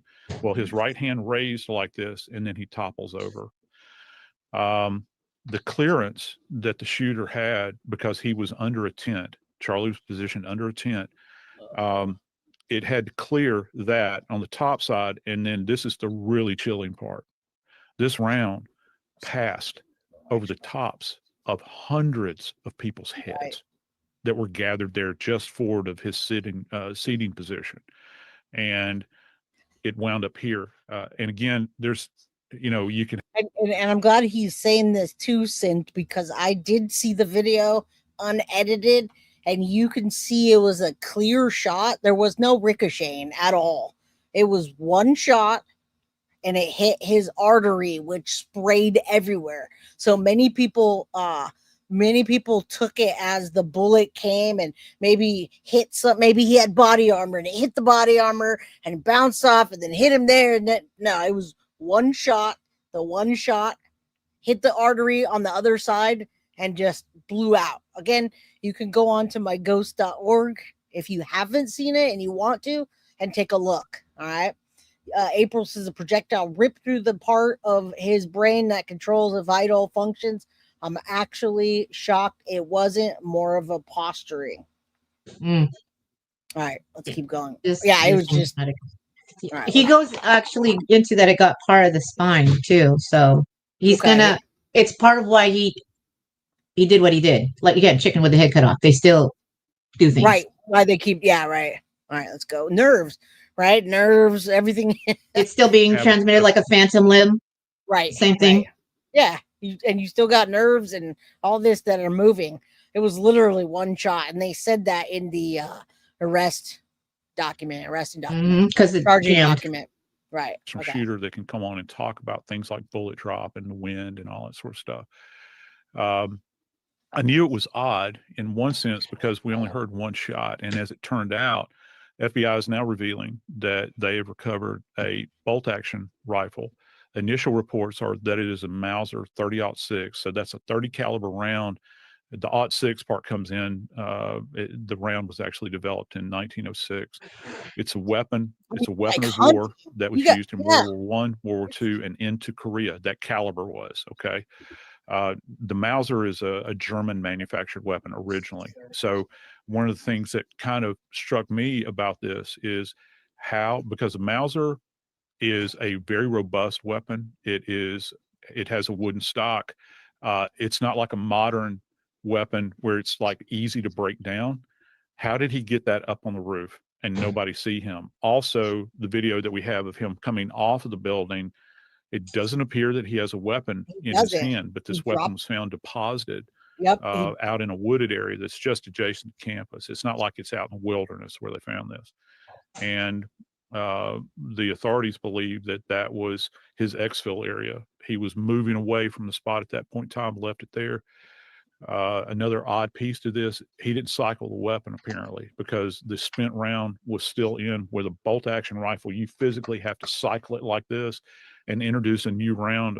Oh shoot, so he basically just took the shot and then bolted. So that's what they're saying, guys. If you're not familiar with weapon talk and how a bullet or a round will cycle in after you shoot it, it spits out. Or if you don't want it, the casing will spit out, which they found the one and then the three. And it was stuck in there. So I think it jammed and he was like, oh shit, I'm not getting another chance. And something happened. I'm going. Well, I don't think but it could possibly be that. I think they said that in the charging thing. He was quick. After he shot it, he was quick. Well, that's what I was saying. He hit straight on and then dipped. He was like, he realized the reaction. I don't think he intended for that reaction of everybody. He thought he was going to have minutes to get away, and that was not the case. Yeah. Imagine the energy though, like that amplified up to him again, exactly where in his shooting where he was at. Right. All of that sound all of a sudden probably shocked him too, and he's like, "Oh crap, I actually did it." Right. Well, that's a large caliber. That is going to you're gonna feel you know what I'm saying? Kickback. We don't know if he ever actually got to use it, or he just hadn't been gifted it by his grandfather, but they actually never went and did anything with it. Right. And, it was just sitting there. But it doesn't matter. If you know how to shoot, you know how to shoot. He had a scope, and that day he was doing it. I'm trying to watch while I feed these 7 babies, but I'm definitely listening. You 7 listen. babies. I don't know. Bree says 7 babies. I don't know if they're fur babies. Not furries though. Yeah, revolvers don't have casings, guys. It stays. It does, but the casing stays inside. It wasn't a revolver. This was a rifle. I know, but Foxy's just saying that. Oh, I see. Mm-hmm. All right, let's keep going. Military mob, what's up? How you doing? My 11-year-old grandson was asking me questions about why this happened. What do you tell an 11-year-old? Well, they do worry about this military mob, and my daughter is going to be 11 next month, baby guilty. And what you tell them is to love and then love some more and not result to violence. Let's communicate. But they're what would Jesus do? He wouldn't have done that. He would have sat down and had a discussion. Fed him fishes and some loaves of bread. You know, we only got 5 fishes and 2 loaves of bread, and he fed 3,000 effing people. Give me a break. Yeah, well, Foxy says, tell them some adults try to solve problems in inappropriate ways. Sabrina says it put a hole that looked bad. Yeah, it was a huge. I mean, that weapon was made for an entire an animal, a elk. It was that's what people use it for now. A bear. You want to take them down. You want to get that was way too high of a caliber for what he did. All right. But he got it. Kimber smiles, said, I got to go. I have dinner plans. I'm not leaving because I'm offended. Well, thank you. Thank you, dear. Hey, the people I love her name. I'm so jealous of her name. Kimber was Jem's sister and Jem in the holograms. Oh, my God. Get out. All right, let's finish this. A live round into the chamber. That didn't happen, Gracie. It didn't happen. And he actually deposited this weapon with that spent round still in place. They've recovered a palm print from the surface of the weapon. But again, if this kid has never been, the alleged suspect has never been hooked up on charges, his prints are not going to be in NCIC. So you won't have anything that matches back to him. But I mean, it's great that they recovered it. You can get a print from him. He talked about the palm print just now, but they didn't talk about the palm print, or they did not mention it in the charging document. No, just the finger on the actual trigger, which I found was interesting. Yeah, he didn't say that now, so that is interesting. I've always felt you should be honest with your children. Sometimes we absolutely should be honest with them, and they're all talking about it in school right now, you guys.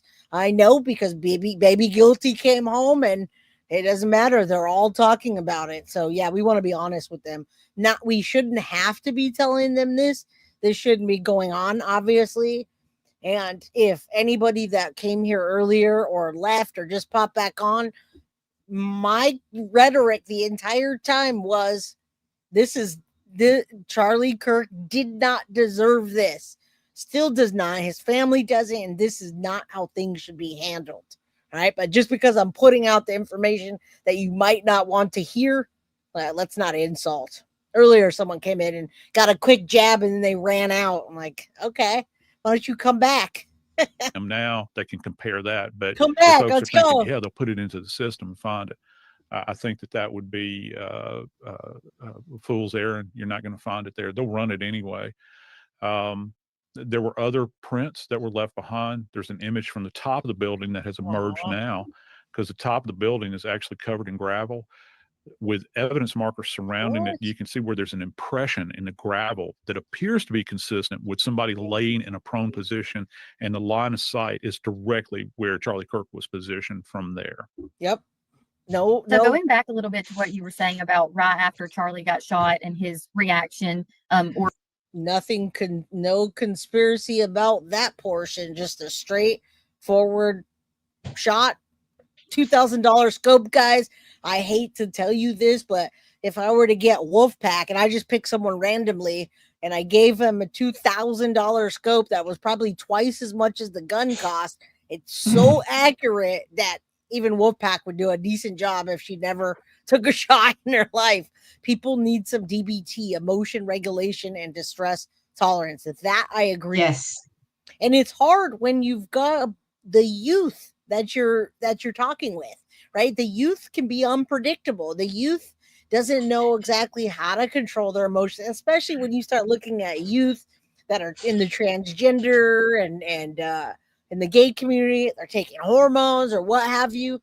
That they need mental health. And it comes back to kind of being able to say it in a compassionate and a diplomatic way. Exactly. And sometimes Kirk did not do that. Yeah, I don't do that. And he really didn't. He was giving too much vinegar instead of the honey. And his message would have come across a lot better if he had actually done that. That's all I got to say on that. But all of us can do that. There's many times I'll catch myself being very undiplomatic and I say something that just I'm passionate about, it pops off. Right. And I don't apologize. I keep going, and then someone comes back and said, I hurt their feelings or whatever, but they didn't shoot me. And that's right, what I exactly. Don't want. That's what I don't want for people to think it's okay to do.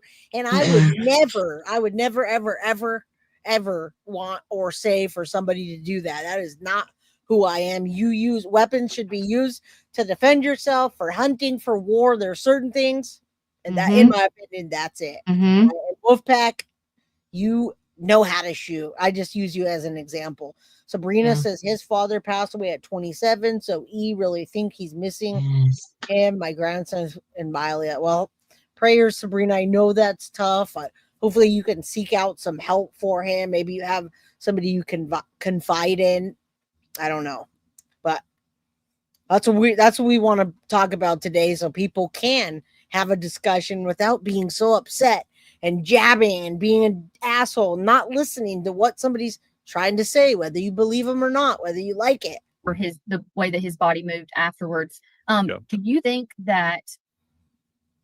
I think that a lot of people were wondering, because there were rumors initially that he could have lived, but when you saw the video, did you think that he could live from that? No, I didn't. I felt as though that if we had a team of the finest UAB vascular surgeons, what's that mean? Weaponized empathy, to him, ready to go.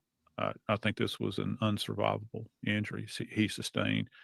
I haven't seen the autopsy results. I don't think that any of us will until after. And there will be a trial. They're putting together a packet right now. Appreciate you. The trajectory of this round, where it kind of, I think that it may have, obviously it transected the vessels in his neck. You got, and everybody's pretty much aware of this, when you feel your pulse adjacent, that's where it is. To your larynx here, you can actually feel the pulse throbbing. Well, this shot was just to the left of larynx. And what's next along that path? Well, it's cervical spine. So if you think about C1, C2, C3, C4, anything in that range, that's unsurvivable generally, because in that area it actually controls the diaphragm, taking in air, pushing out air. You're not going to have that capability. I think that people want to try to take comfort in the idea that that maybe this was instantaneous. He didn't suffer. I can't answer that truthfully. I don't know. But I will say this was unsurvivable, certainly Told y'all. unsurvivable injury that he sustained. Of course it And was. you talked a little bit about the distance that the shooter was from Charlie and where the bullet landed. Where do you think that he was? Yes, Suzanne. One shot, one chance, boom, done. Shot, $2,000 scope, very accurate, in my opinion. 200 yards, less than 200 yards. That's it. The size of those bullets are probably the size. If you take it and you put it across his neck, it would probably be that size. It's huge. It only took one shot, and that was the only. That's all he got, right? And that's what they're discussing here, so that people don't think, or it could just show you the evidence. You could think whatever you want. You could think that the old man was up there trying to help him fire off a shot, or my camera's going wonky, or you can think anything you want, but this is telling you the trajectory, how it could have happened, the charging document, what happened, what evidence there is, and then you could decide for yourself what you think. All right, let's keep going. Possibly, is there any way to know where you think he was aiming? You wouldn't think that he would aim for his neck. No, I don't know that we could necessarily get an idea as to where he was aiming. However, the trajectory, trust me, exactly. The FBI is going to be all over this. This area is going to be locked down. They're going to do they're going to go back in and do a shooting recreation in this environment. And again, you're dealing with one shot. They will have to approximate the location where Charlie Kirk was positioned relative to where they supposed that the shooter was positioned. I'm not saying this is an elementary thing to do, but when you consider some of the crime scene reconstructions that the state and state officials, state forensic scientists, as well as FBI forensic scientists do, this is going to be kind of simplistic relative to this. They can get an idea, but there are too many other factors that are associated. Let's just say there is actually something that is referred to as bullet drop from 200 yards. Now, who else is watching Candace Owens? I know it's a lot more popular. She's got a lot more theories. She had 35,000 people watching her stream earlier on this topic, right? Literally 35,000 people. The roof was 100. I said less than 200. She fell in. Thank you for correcting the situation. The roof was 142 yards. A typical, you might be a shooter too, you might know, but the typical firing range is 100 or 200 yards when you're using a high power rifle. And so I use that 200 yard mark. So it was less than 200 yards, and people are debating whether he could have done that. Did they hire somebody? Was it multiple people? Was it assassins? Was it snipers? No. It was just a really good high-powered rifle with a great scope, and he took the shot and he got it. And it is a huge caliber. I mean, it is for hunting, all right? All right, this whole thing is making me feel like a conspiracy theorist. I feel like there's a lot of conspiracy theorists out there. Love Candace, he was her friend. Most people haven't even witnessed such a graphic shooting, right? And most people don't. Not only do they not witness it, they don't want to watch it again to find out where the bullet came from, how it happened, what it looked like, from what angle, and they don't know about weapons. They don't know what that even means. So yeah, they're going to say that. Debate, show you how people really are. Vanessa Maldonado, thank you so much. And it is infuriating. I just want to have a little say on my channel. I know I've lost subscribers. Last time I did the episode, I think 15 people unsubscribed. I had some people saying things at me that I didn't do, but hey, this is my channel, and I got to get it out there. All right, let's keep going. I don't think you're talking about that much bullet drop, if any at all. And what that means is very simple. What that means is when a round is fired, just like every person on Earth, we're all impacted by gravity. Well, projectiles are no different. So gravity is going to begin to pull that round actually down like this. So let's just say that the individual may have been aiming, for center mass of someone's head. It could drop, potentially that much, but you also have crosswinds, you have tailwinds, all these other things kind of affect it. They can get a generalized idea though, and they're going to do quite the recreation that will eventually be presented in court. I can agree, guarantee that.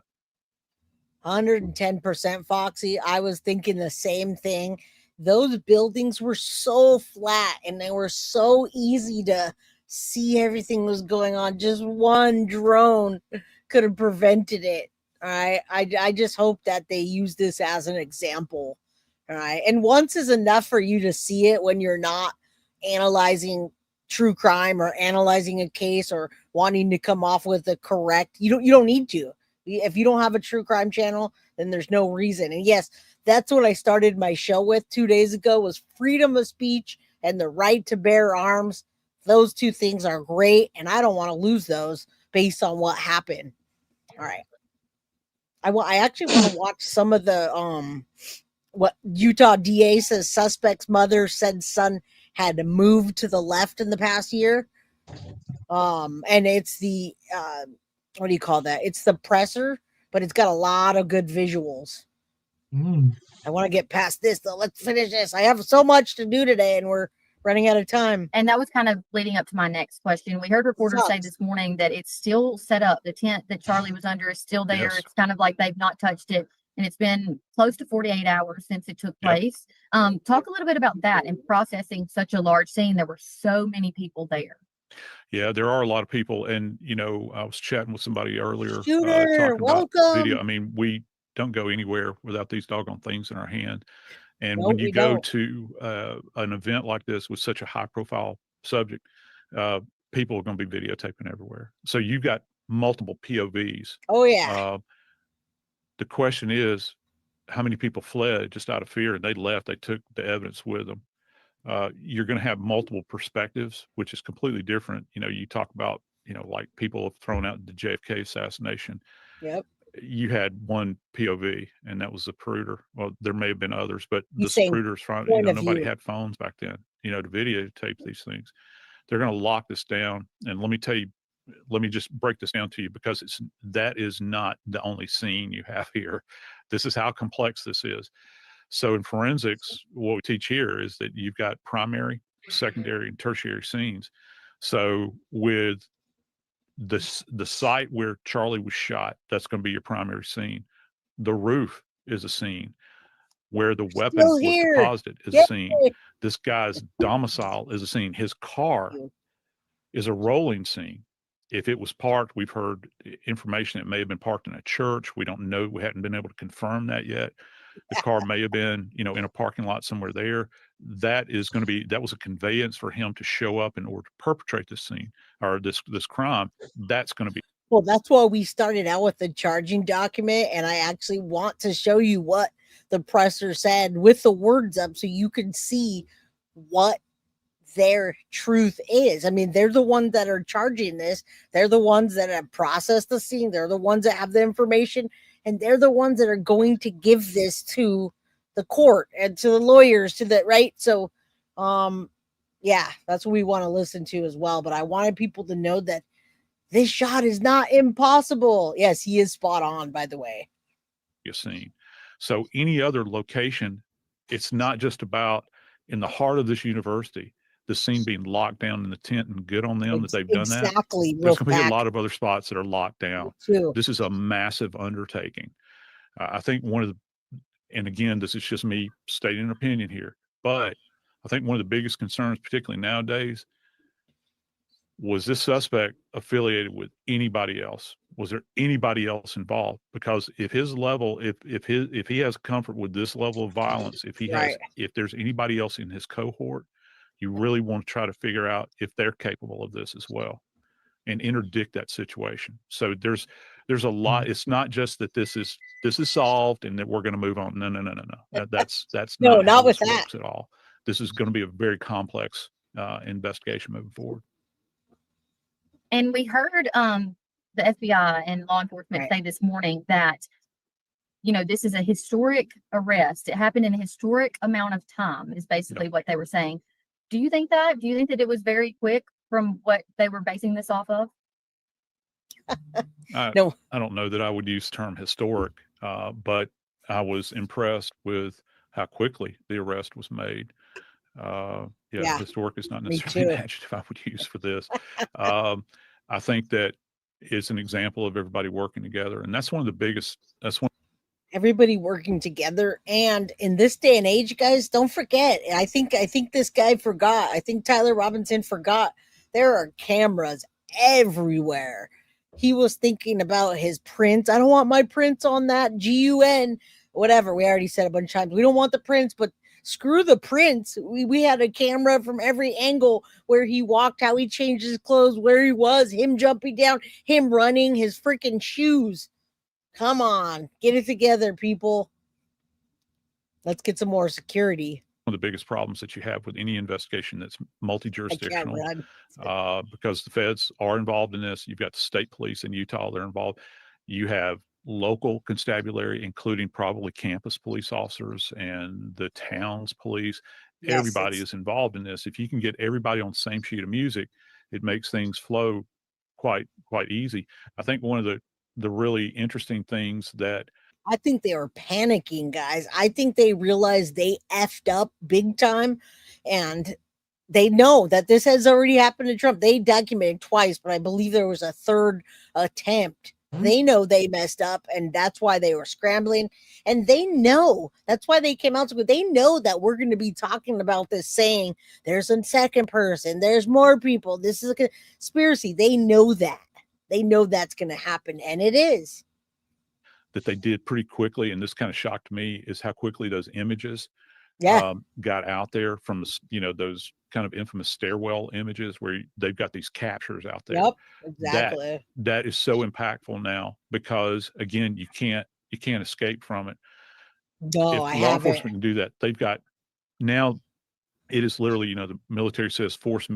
I'll have to take a look at his take on it, because I've only watched what exactly has happened, and then all the charging documents and anything. I'm not really necessarily looking at someone's take. I'm looking for analysis, but I will take a look.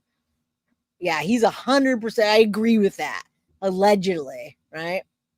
Multiplier. You've literally got thousands and thousands of sets of eyes now on this guy. Anywhere he's ever gone, anything he's ever done, friends, families, enemies, it doesn't matter.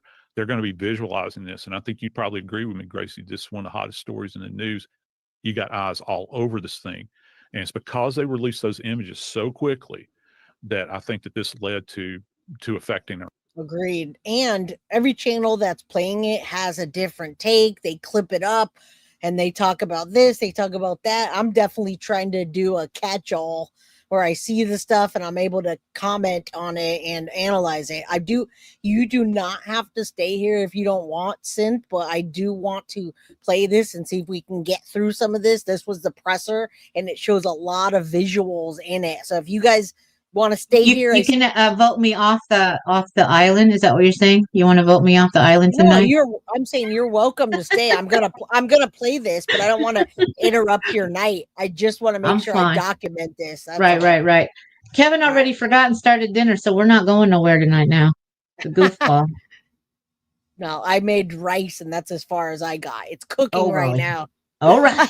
Let's keep. Yeah, I want to just document this stuff. Kirk was murdered while engaging in one of our most sacred and cherished American rights, the bedrock of our democratic republic, the free exchange of ideas in a search for truth, understanding, and a more perfect union.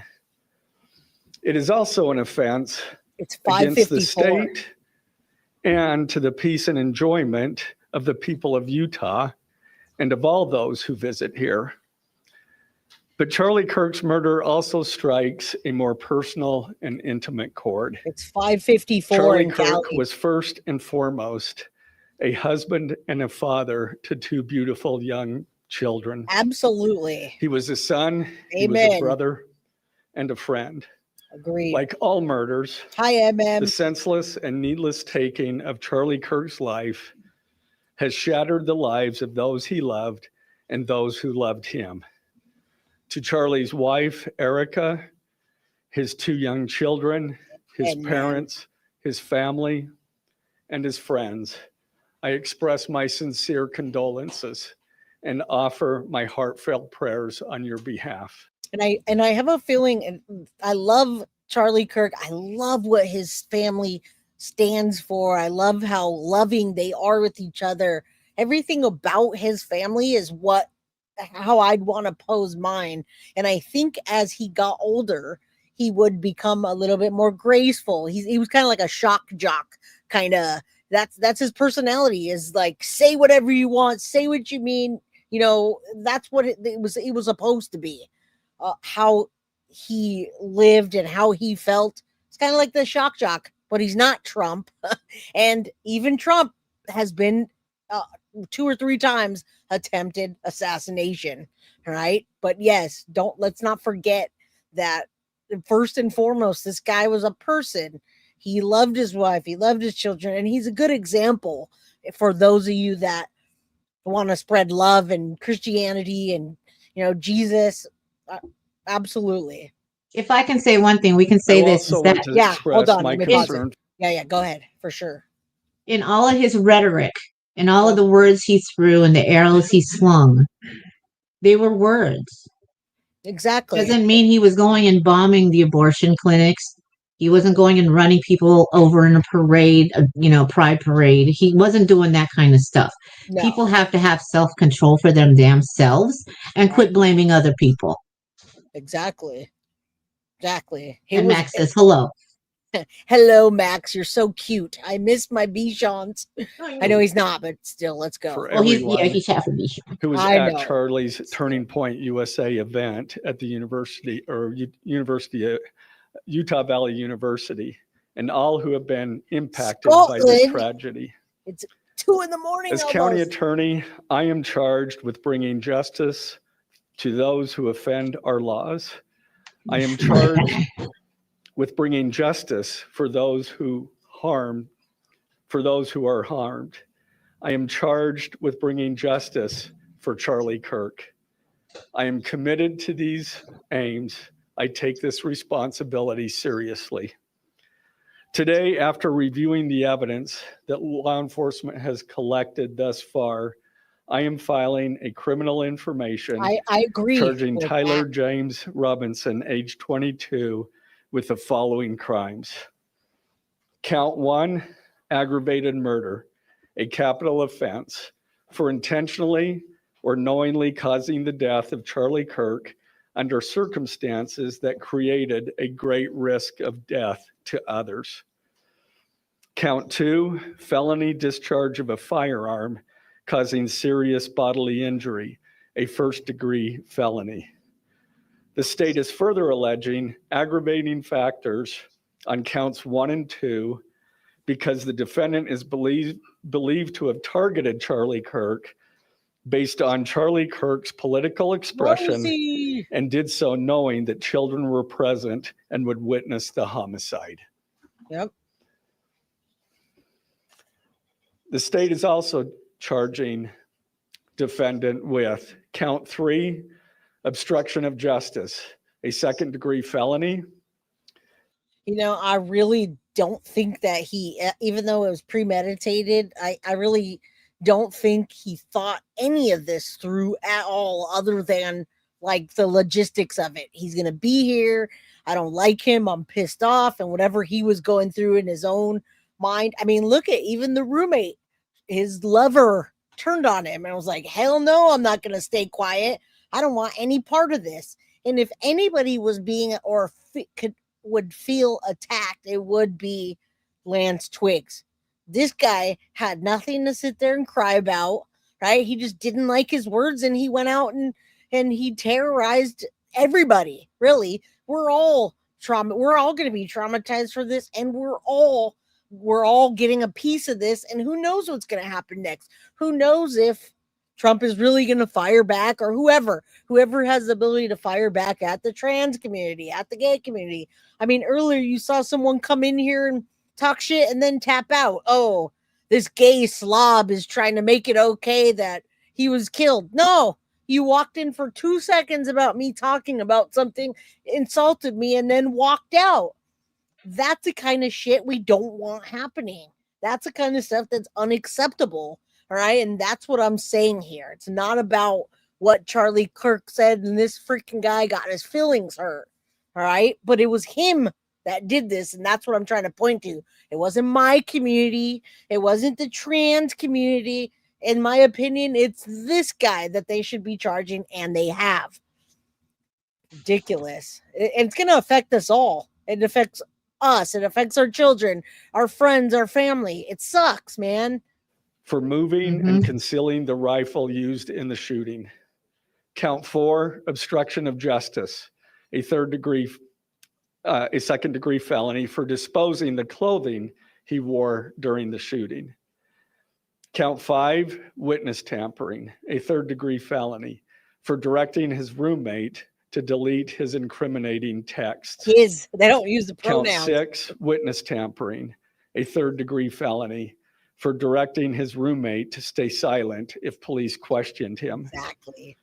And count 7, commission of a violent offense in the presence of a child, a Class A misdemeanor, for committing homicide, knowing that children were present and may have seen or heard the murder and did so based on Charlie Kirk's political expression.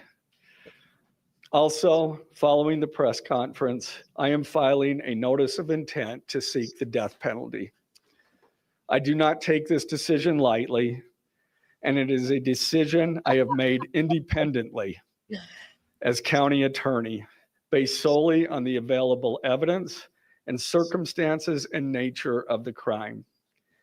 Because we are seeking the death penalty, the defendant will continue to be held without bail in the Utah County Jail. As he should.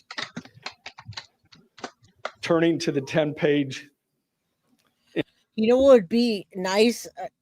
If this piece of trash, Tyler, would just freaking would talk to whoever, communicate with them, and tell them what happened. He's already confessed through the text messages. He didn't hide anything well. And his lover roommate is telling on him, his parents, his dad.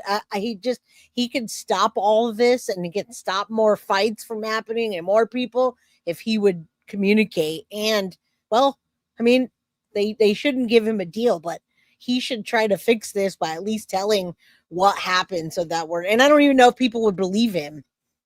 There's going to be the waiver hearing on September 29th. So, he's got time to be thinking of writing something down.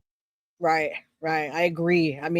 This is definitely ripping people apart, dividing communities, and it's going to happen for a while. I knew people would get heated about it. I knew the moment I came on here, people would start running and unsubscribe and start pointing finger. I knew that. And I don't think that his lover took it the way he thought his lover was going to take it. I think he thought he was going to be like, oh my God, thank you. I can't believe you love me so much that you would do that you did that for us. Let's go get in a car and jump off of a freaking chasm together, kind of crap. And it's like, dude, that's not real life. You can't do that stuff. You can hate me as much as you want to. Lord knows, when I first became a Christian, I actually wrote a song called If I Didn't Have Jesus, I Would Have Killed You by Now. And I listed all the ways I was going to run over my husband's ex and all the things I was going to do to so many different people. Oh my gosh. It was more cathartic, and people just need to do that. Okay. Just write it out and burn it in a fire pit like a normal person. Right. And for heaven's sakes. Well, here's the thing though, is back in the day, we didn't have as many pressures of society with the instant communication. Right. There's a huge, this is a huge generational change, even from us to the kids. Imagine the pressures and the things, and we just need more communication. We need more open communication, so that so people don't attack other people without even knowing what the hell you're saying. You know what I'm saying? That's all I want. Even if I have only a couple people on my channel watching this, hey, I get to say what I want and how I feel about it. And it's like First Amendment, people. And Lord have mercy. It's good for me, because I'm sitting there watching this and taking it in. I'm getting pissed that this even happened and what people are saying about it. So, and then this is going to make it like every kind of campus function now. From now, it's like when COVID happened and all the concerts were stopped. It's like people don't realize. Like, I really was traumatized by the fact that there were not going to be any concerts again, and I was not going to be able to go out with, because that's a different energy and different when you're together like that as humans. Okay. Right. You're going to pick up on the energy. And when it's good energy, it's a good thing. This is why people do Burning Man and raves and dance church and all this other stuff, right? Hey, there was a first big capital M at Burning Man, by the way, recently. Oh, I know. That was crazy, though. Right. That Well, the mud and the rain and the monsoon, it'll do that to you. That was crazy. Right. I know. I'm upset and I'm sad by what happened, and I'm passionate about what happened because this affects my community, Sin's community, your community, people ripping apart each other and people arguing that we're friends over a word that I say or you say or that's misconstrued. It sucks. Good night, unicorn, Scottish unicorn. It's Miss 2 in the Moneypenny. morning. I'll say that if you're Scottish, Miss Moneypenny. Thank you, Scottish. And she just said something. All right, let's keep going. Yeah, I don't know if I don't know that college. We have a problem in America when they have cat boxes in college bathrooms. I don't know about that. They did not actually do that, Clark. That was in a high school. The person was saying they identified as a cat, and it was at the time we had COVID, and the cat guy was on the lawyer's thing, and he said, "I'm not a cat." Here's the thing. That was proven to be a false narrative. Please don't spread that. As a Christian to another Christian, please don't. Listen, it doesn't matter what she wants to say or spread. People are already saying that. And the reason they are is because they don't have anywhere to go to talk or to communicate. People just can't say, okay, here's what happened. Here's what I think happened. But that's the problem. That's a problem. Yeah. And there's mental issues, but that's not the only problem. All right, let's keep going. Information. These are the allegations. Yep. Agree to disagree and walk away. On September 10th, 2025, at approximately 12:23 p.m., I know Charlie Kirk was shot and killed while speaking to a large crowd on the campus of Utah Valley University in Orem, Utah. Police found the suspected murder weapon, a bolt-action 30-06 rifle, nearby. Over the next approximately 33 hours, police conducted a manhunt for the shooter until the evening of September 11th, 2025, when Tyler James Robinson surrendered to police at the Washington County Sheriff's Office. DNA consistent with Robinson was found on the rifle's trigger. Thank God, guys. After shooting Mr. Kirk, Robinson hid the gun, discarded the clothing he wore when he fired the rifle, and told his roommate to delete incriminating text messages and not talk to police. Children were present at the time of the shooting. Yeah, people don't like this topic, apparently. Another 20 people unsubscribed to my channel on this episode. And I knew that would happen. I knew people would, with their high emotions, would be running. So thank you guys. For those of you that unsubscribed and didn't say anything, thank you. The emotions are crazy right now. It's unbelievable, man. Politics is one thing that stings us if we really feel hated. Yeah, I mean, I usually don't put this stuff on my channel, but hey, it's my channel. And for those of you that left and unsubscribed, thank you without saying anything. And yes, the first Burning Man unaliving ever. That's crazy. And that place used to be just freedom. You never even had to think about that. I'm telling you, that dust storm, because of where it is, it's alkaline. It mixed with people's shit molecularly, and it made people go. And then they had the monsoon. So the first night they were losing all their crap. Then the second night, and that stuff's like this horrible clay that it's like cement. Once you get in it, you're like they were not prepared, and then they couldn't get out, and they wouldn't let them go, and that makes people feral. They're like, "What are you telling me? I can't go? I'm gonna go." I mean, they really literally could not go, but they felt like I can't go. So yeah. Yeah, exactly. Not Clementine, and exactly you. All right, let's keep getting this. You know what? This is what Pam Todd said. Sad. This is the beginning of the end of free speech. Yeah, people have a problem. Stand up for goodness. Yeah, I just think it's funny that I knew that this would happen, and yet I'm still going to cover this on my channel. And if you don't like it, then my bad. You're bad. I mean, I have to say what I think about this. All right. The shooting. Turning Point USA, a nonprofit organization founded in 2012 by Charlie Kirk, organized a public outdoor event to be held at noon on September 10th, 2025 at UVU. The event was the first in a series of similar events to be held at college campuses nationwide. Mr. Kirk is a well-known conservative activist, famous for these type of events where he discusses various political issues and debates with audience members. His events and comments have garnered a significant number of supporters and drawn the ire of many who disagree with his political views. The event at UVU was announced far in advance and garnered significant publicity and interest. Consequently, several hundred people attended. Mr. Kirk was interacting with a crowd before the event officially got underway.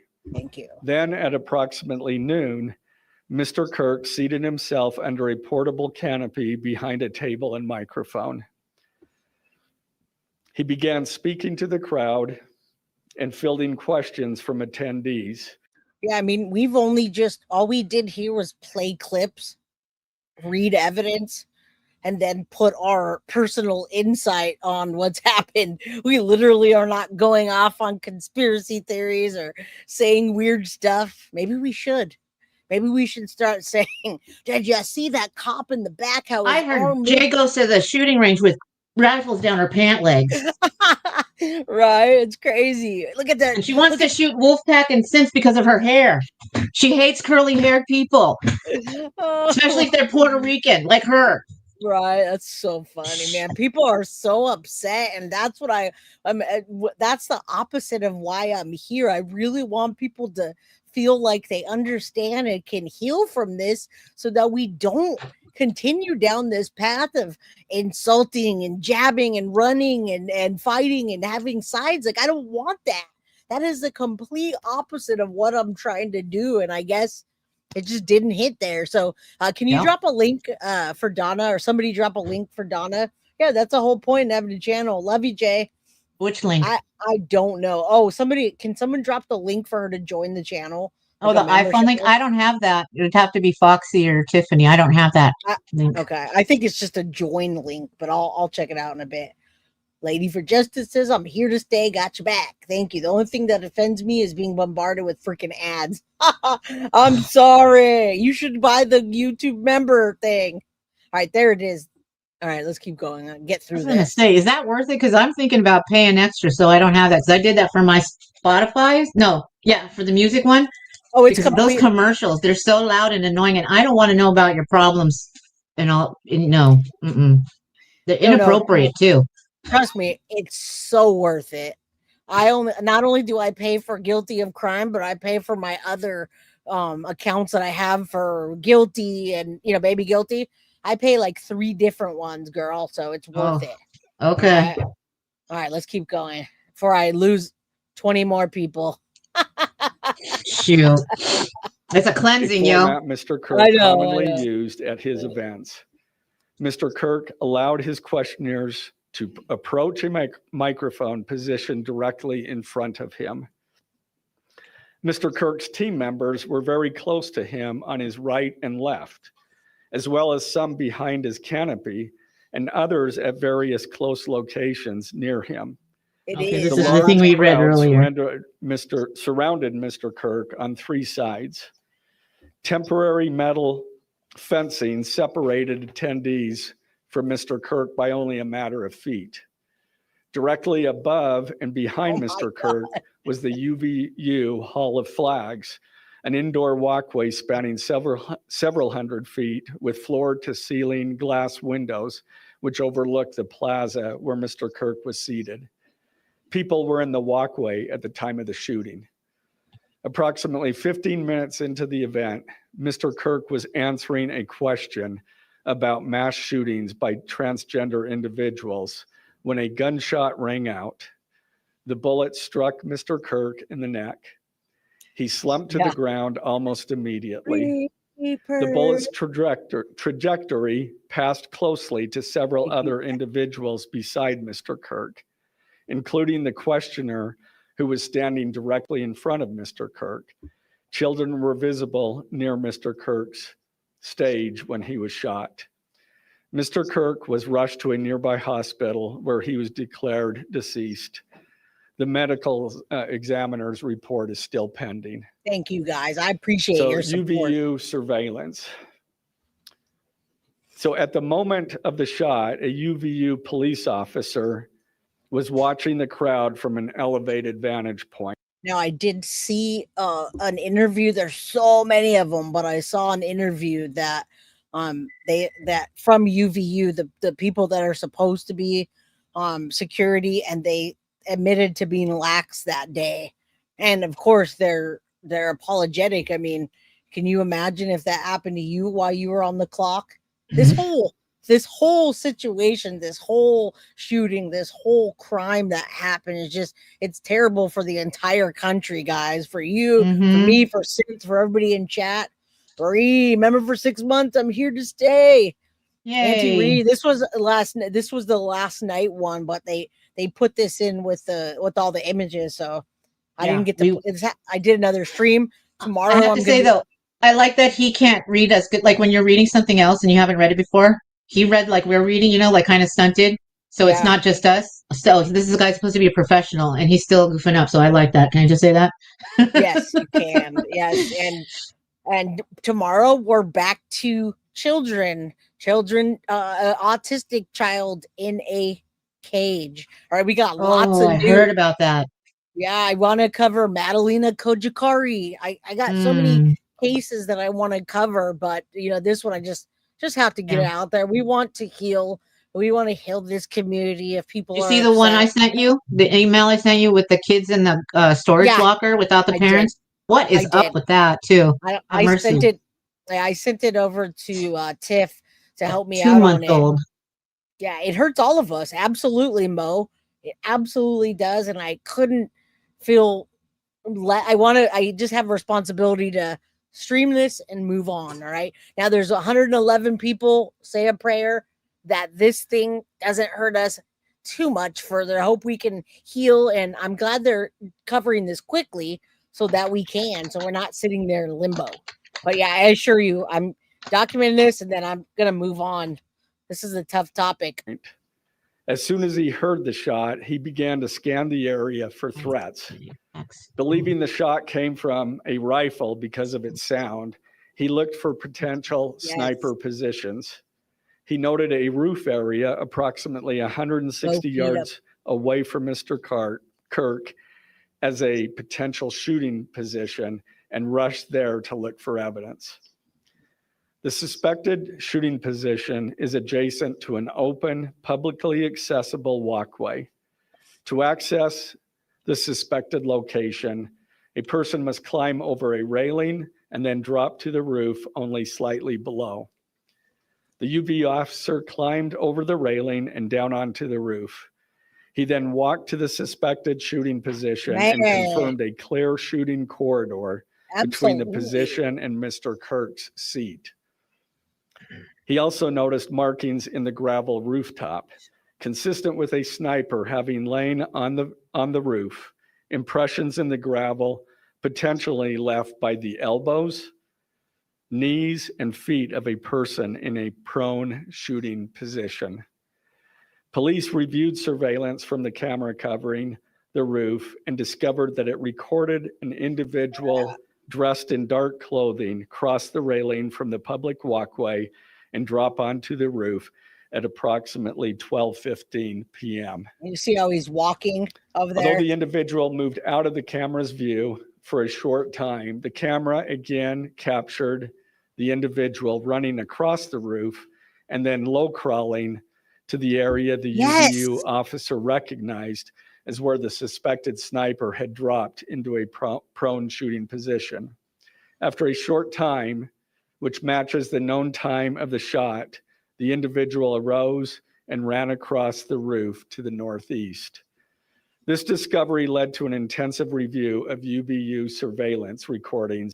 Now, that was a great point. Whoever just came in chat and said, absolutely, we're lucky he didn't get shot in the head.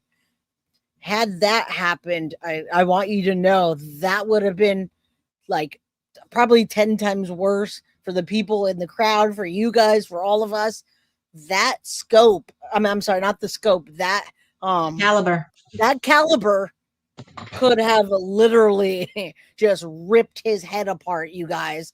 So you've seen it with watermelon, so it's not hard to, you know. guys, that would have, there would have been pieces everywhere. And I saw the unedited one, and it hit the artery and explode. That was nothing compared to had he got the headshot. That would have been real bad. Not like it could be any, much worse, but let me just tell you. All right.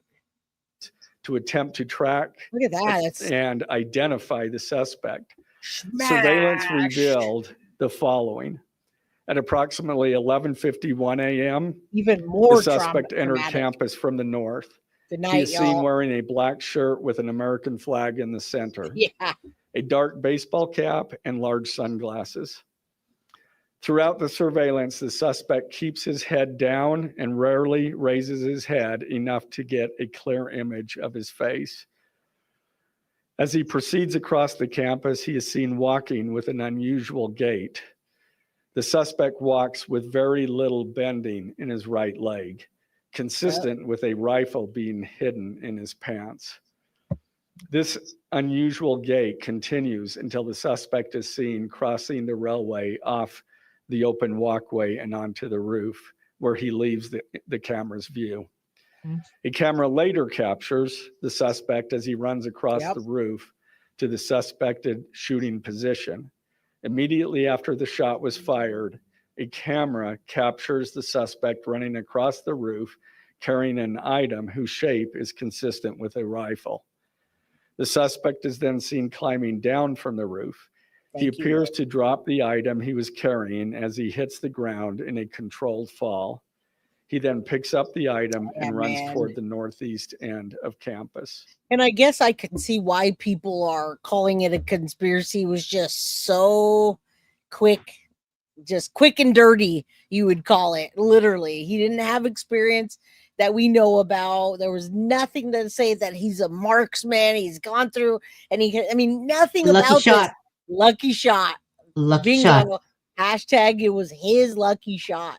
And Sabrina, I feel the same, devastated for sure. Yeah, you people that don't have true crime channels and have to watch this, I don't blame you for not wanting to watch it or not watch it more than once. I have, and it was only because I wanted to see where it came from, what happened. Was it one shot? Was there anything mysterious about it? No, there wasn't, in my opinion. I saw it probably 10 or 15 times in one day. Thank you for covering Charlie. Go to Buck Angel, a trans man Charlie interviewed, and he'll tell you that Charlie didn't hate anyone. Rest in peace. Thank you, Clark. And I am definitely not ever saying the word hate on this channel about Charlie. I hate what Tyler Robinson allegedly did, however. All right? It's terrible. And did you notice that both their middle names were James? No, I didn't. I didn't even realize that. Didn't even think about that. This has affected. I would not be streaming this on my channel because I hate politics and all this stuff, but it's affecting me, guys. It's just mentally affecting me, I guess. And if I don't get it out, get it out, then I'll have to sit with it. And I don't want to. And that's the purpose of your channel, a safe place where you can come and say it and get it out. You're welcome. Get it out. I just wish that everybody would. I wish everyone would at least hear you out before they just decide whatever. But that's all right. Yeah. I got my love, my family, my guilty of crime fam. Expanded crime scene investigation. Law enforcement officers followed the suspect's escape path to the northeast end of campus, where they believe the suspect left campus and entered a wooded area. In that wooded area, investigators found a bolt-action rifle wrapped in a towel. The rifle contained 1 spent round and 3 unspent rounds. This is consistent with the facts officers observed at the time of and immediately after the shootings. No shell casings were found on the roof, suggesting a bolt action rather than an auto-loading weapon, and only a single round was fired. Each round in the rifle contained an etched inscription as follows: "The fired cartridge was etched, "No Tice's bulge, OWO, what's this?" That sounds like me, huh? The second Ooh! cartridge I'm like, what does that mean? What's a freeze? that was again not spent. The last three were not spent, were not fired. The second, "Hey Fascist," catch with arrow symbols. The third cartridge, "Oh Bella Ciao, Bella Ciao, Bella Ciao, Ciao Ciao." The fourth cartridge, "Do I really "If have you to read say this, you are gay." LMAO. The rifle, ammunition rounds, and towel were sent for forensic processing. DNA consistent with defendant was found on the trigger, other parts of the rifle, the fired cartridge casing, 2 of the 3 unfired cartridges, and the towel. Law enforcement was unable to immediately locate the shooter. So they published photos of the shooter from There the it is, UVU guys. surveillance cameras and asked for the public's help to identify him. Look at that. You can see the Meanwhile, law shot. enforcement continued to try to identify the shooter through other means. Damn, The man. Washington County investigation. You notice On the name of the evening building was September Luz? 11th, 2025, Was as what? law Hold on. enforcement Luz, the name of the building this guy is on. LOSEE. Luz building. No, You're I gonna didn't notice. I didn't notice lose. that. Lose. Dang. Thank you. I appreciate that. Be real. continued their investigation. Tyler James Robinson went to the Washington County Sheriff's Office with his parents and a family friend to turn himself in. All love purgatory. Robinson's mother stated that the following to police. On September 11th, 2025, the day after the shooting, Robinson's mother saw the photo of the shooter in the news and thought the shooter looked like her son. Robinson's mother called her son, Melissa, what's up? and asked him where he was. I just He want to said he get was this at out of home my sick, head. and that he had also been at homesick on September 10th. Robinson's mother expressed concern to her husband that the suspect shooter looked like Robinson. Robinson's father agreed. Nobody backed him, thank Robinson's God. mother explained that over the last year or so, Robinson had... And the fact that nobody backed him, I hope that makes an impact in the case. And I hope people realize that since nobody backed him, not anybody, that it wasn't a targeted hit by a group is what I hope they realize. I really do hope that we can, move forward and understand that as the information comes out, that it wasn't a group of mad trans or mad gays or nobody backed him thus far. Everybody told on him, turned him in, his own parents, and even his little lover roommate. His lover roommate, yeah. I think his mom was like, "I can't believe you did that." That's not what I was talking about. I was talking like sarcastically or rhetorically or metaphorically or whatever. I didn't mean literally. Right. Yeah, sometimes, you gotta. And that's why people don't always have channels, because it's hard to communicate. All right.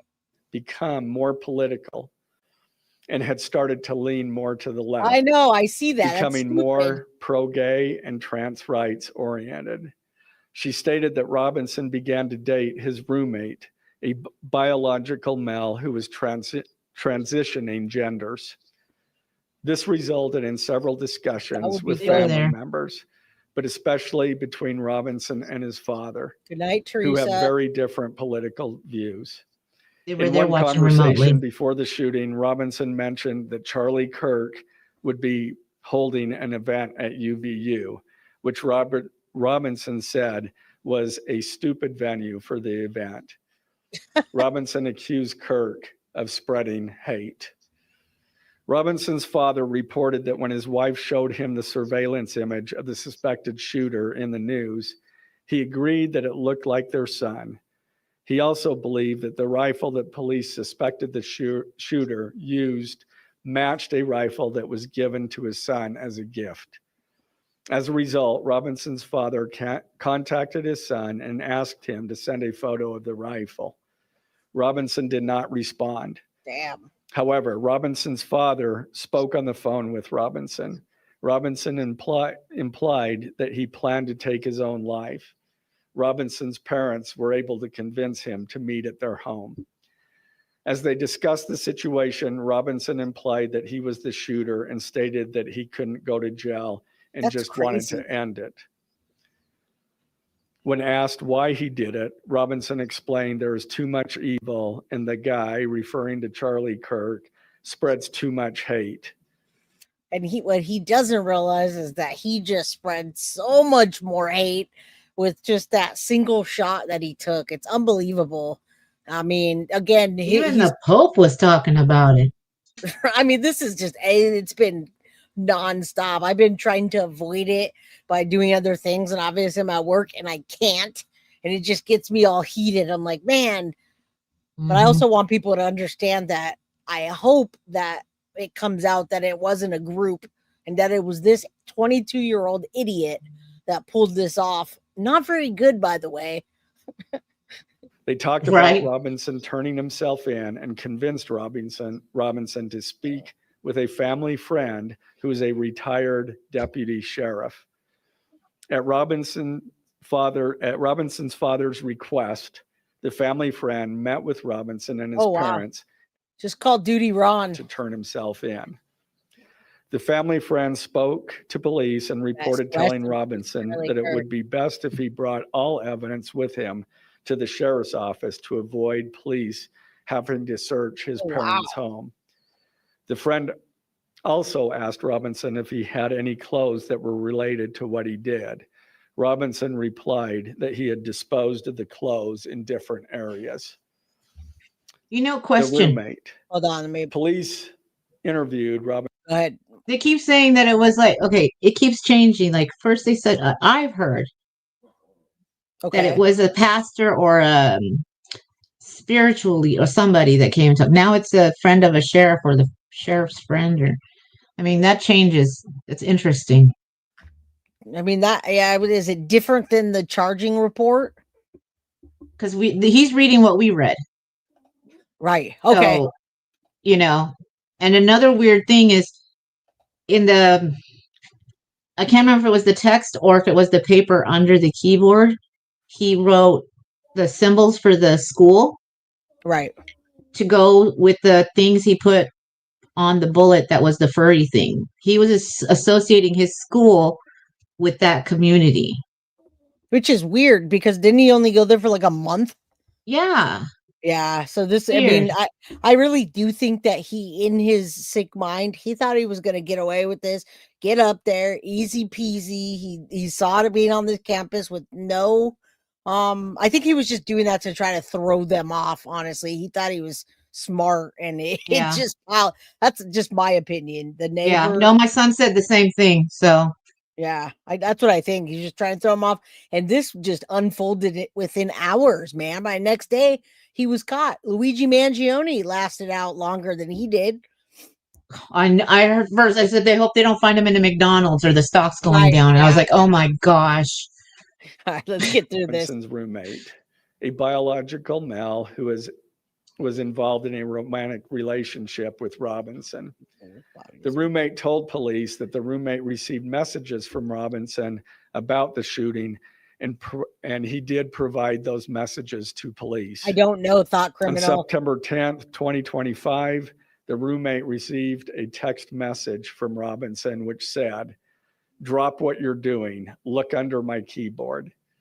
The roommate looked under the keyboard and found a note that stated, quote, "I had the opportunity to take out Charlie Kirk, and I'm going to take it." Police found a photograph of this note. The following text exchange, then took place.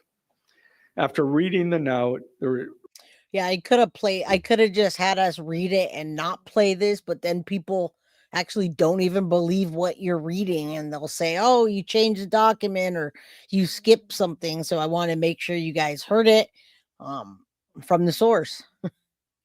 Roommate responded, "What? You're joking, right?" Robinson, "I am still okay, my love, but am stuck in Orem for a little while longer yet. Shouldn't be long until I can come home, but I gotta grab my rifle still. To be honest, I had hoped to keep this secret till I died of old age. I am sorry to involve you. Stupid. He didn't even. Roommate. I think we still read it You better. weren't the one who did it, right? Oh yeah, we definitely did. He's like, he acts like he'd never seen it before. Like he's never read a romance line. Oh, to my lover, you are so erotic. It's like the remember Chad Daybell, Lori Vallow thing when yeah. you were reading the sexting messages. All right. And thank you guys that are still here. We've been here for quite some time. I never stream this long on a weekday, but I just want to get this out of my head and just move on. Oh my God, this stuff. Hi guys, Linda. I think Tyler was indoctrinated by Discord. Very bad for kids and young people who are impressionable. Absolutely. Auntie Reese says this guy is not audible material. Oh my goodness. Oh, that's good. That's why I've tried to find this one that have the images on the right, so at least you guys can see something happening. Funny shit. Robinson, I'm sorry. Roommate, I thought they caught the person. Robinson. HD. No, they grabbed some crazy old dude, then interrogated someone in similar clothing. Sheepdog. I had planned to grab my rifle from my drop point shortly after, but most of that side of town got locked down. It's quiet, almost enough to get out, but there's one vehicle lingering. You said Roommate, why? Robinson, why did I do it? Roommate, yeah. Yep. Robinson, I had enough of his hatred. Some hate can't be negotiated out. If I am able to grab my rifle unseen, I will have left no evidence. Not very smart. Going to attempt to retrieve it again. Hopefully they have moved on. I haven't seen anything about them finding it. Roommate, how long have you been planning this? Robinson, a bit over a week, I believe. I can get close to it, but there is a squad car parked right by it. I think they already swept that spot, but I don't want to chance it. Robinson again, I'm wishing I had circled back and grabbed it as soon as I got to my vehicle. Not very I'm smart. worried what my old man would do if I didn't bring back Grandpa's rifle. IDEK if it's had a serial number, but it wouldn't trace to me. I didn't mean that literally, thought criminal. When I said that, I'm just very like rough and rugged about how I do things, but I really don't mean I feel like a dude inside at all. I don't want to be a dude. I'm actually the girl in the relationship, if you believe that or not. My wife wears dresses and is all girly, and she does all of the like, typical man things. So yeah, I know much. I trust you when you're talking about transgenders and whatever. I've been called transphobic before because that's how much I don't study or understand. All I could do is sympathize and empathize and also educate myself on people that are trans and feel like they don't belong in the right body or they're in the wrong body. I feel terrible for somebody that feels like that. I mean, can you imagine? How can you change that? It's not something easy. So Thought Criminal was talking about trans things in chat, and I'm responding to, I'm not very knowledgeable on any of that. I just know that they were put into the LGBT community, and I've learned along the way, but I don't literally mean that. It's hard to deal with the aftermath. Now our country has more. Exactly, Lynn. That's it. Our country has more division. I respect your take on this. You're a voice of reason. Thank you. My goodness. Thought Criminal says, me neither. I'm trying, but there's no way you can change your gender. There's not, but they certainly are going to try. They can. They are doing it. They're having surgery. If you have enough money, they'll do anything. Mr. Garrison. That's all I got to say. And there's also a lot of remorse. There's buyer's remorse, so to speak. I've watched so many channels and so many people say they transition. They thought it was going to make them happy, and now they can't go backwards. They're stuck with this, whatever they did to themselves. But like I said, I don't know shit about that. Just because they put the T in LGBT doesn't mean I know. All right. Right. But I do sympathize, empathize, whatever. I would not want to feel like I'm in the wrong body. I'll tell you that right now. That would be horrible. So I worry about prints. I had to leave it in a bush where I changed outfits. Didn't have the ability or time to bring it with. I might have to abandon it and hope they don't find prints. How the F will I explain losing it to my old man? Wow. Only thing I left was the rifle wrapped in a towel. Remember how I was engraving bullets? The F in messages are mostly a big meme. If I see notice bulge UWU on Fox News, I might have a stroke, all right. I'm going to have to leave it. That really effing sucks. Judging from today, I'd say Grandpa's gun does just fine, IDK. HD, what's I up? think that was a $2K dollar scope. Wink, wink. Robinson. Yes, Robinson HTV again. on, yes. Delete this exchange. Again, Robinson. My dad wants photos of the rifle. He says Grandpa wants to know who has what. The feds released a photo of the rifle. Chief, and it is what's very up? unique. He's calling me, RN. Not answering. Robinson. Since Trump got into office, my dad has been pretty diehard MAGA. Nikki, you're right. Robinson. That's scary. I'm going to turn myself in willingly. One of my neighbors here is a deputy for the sheriff.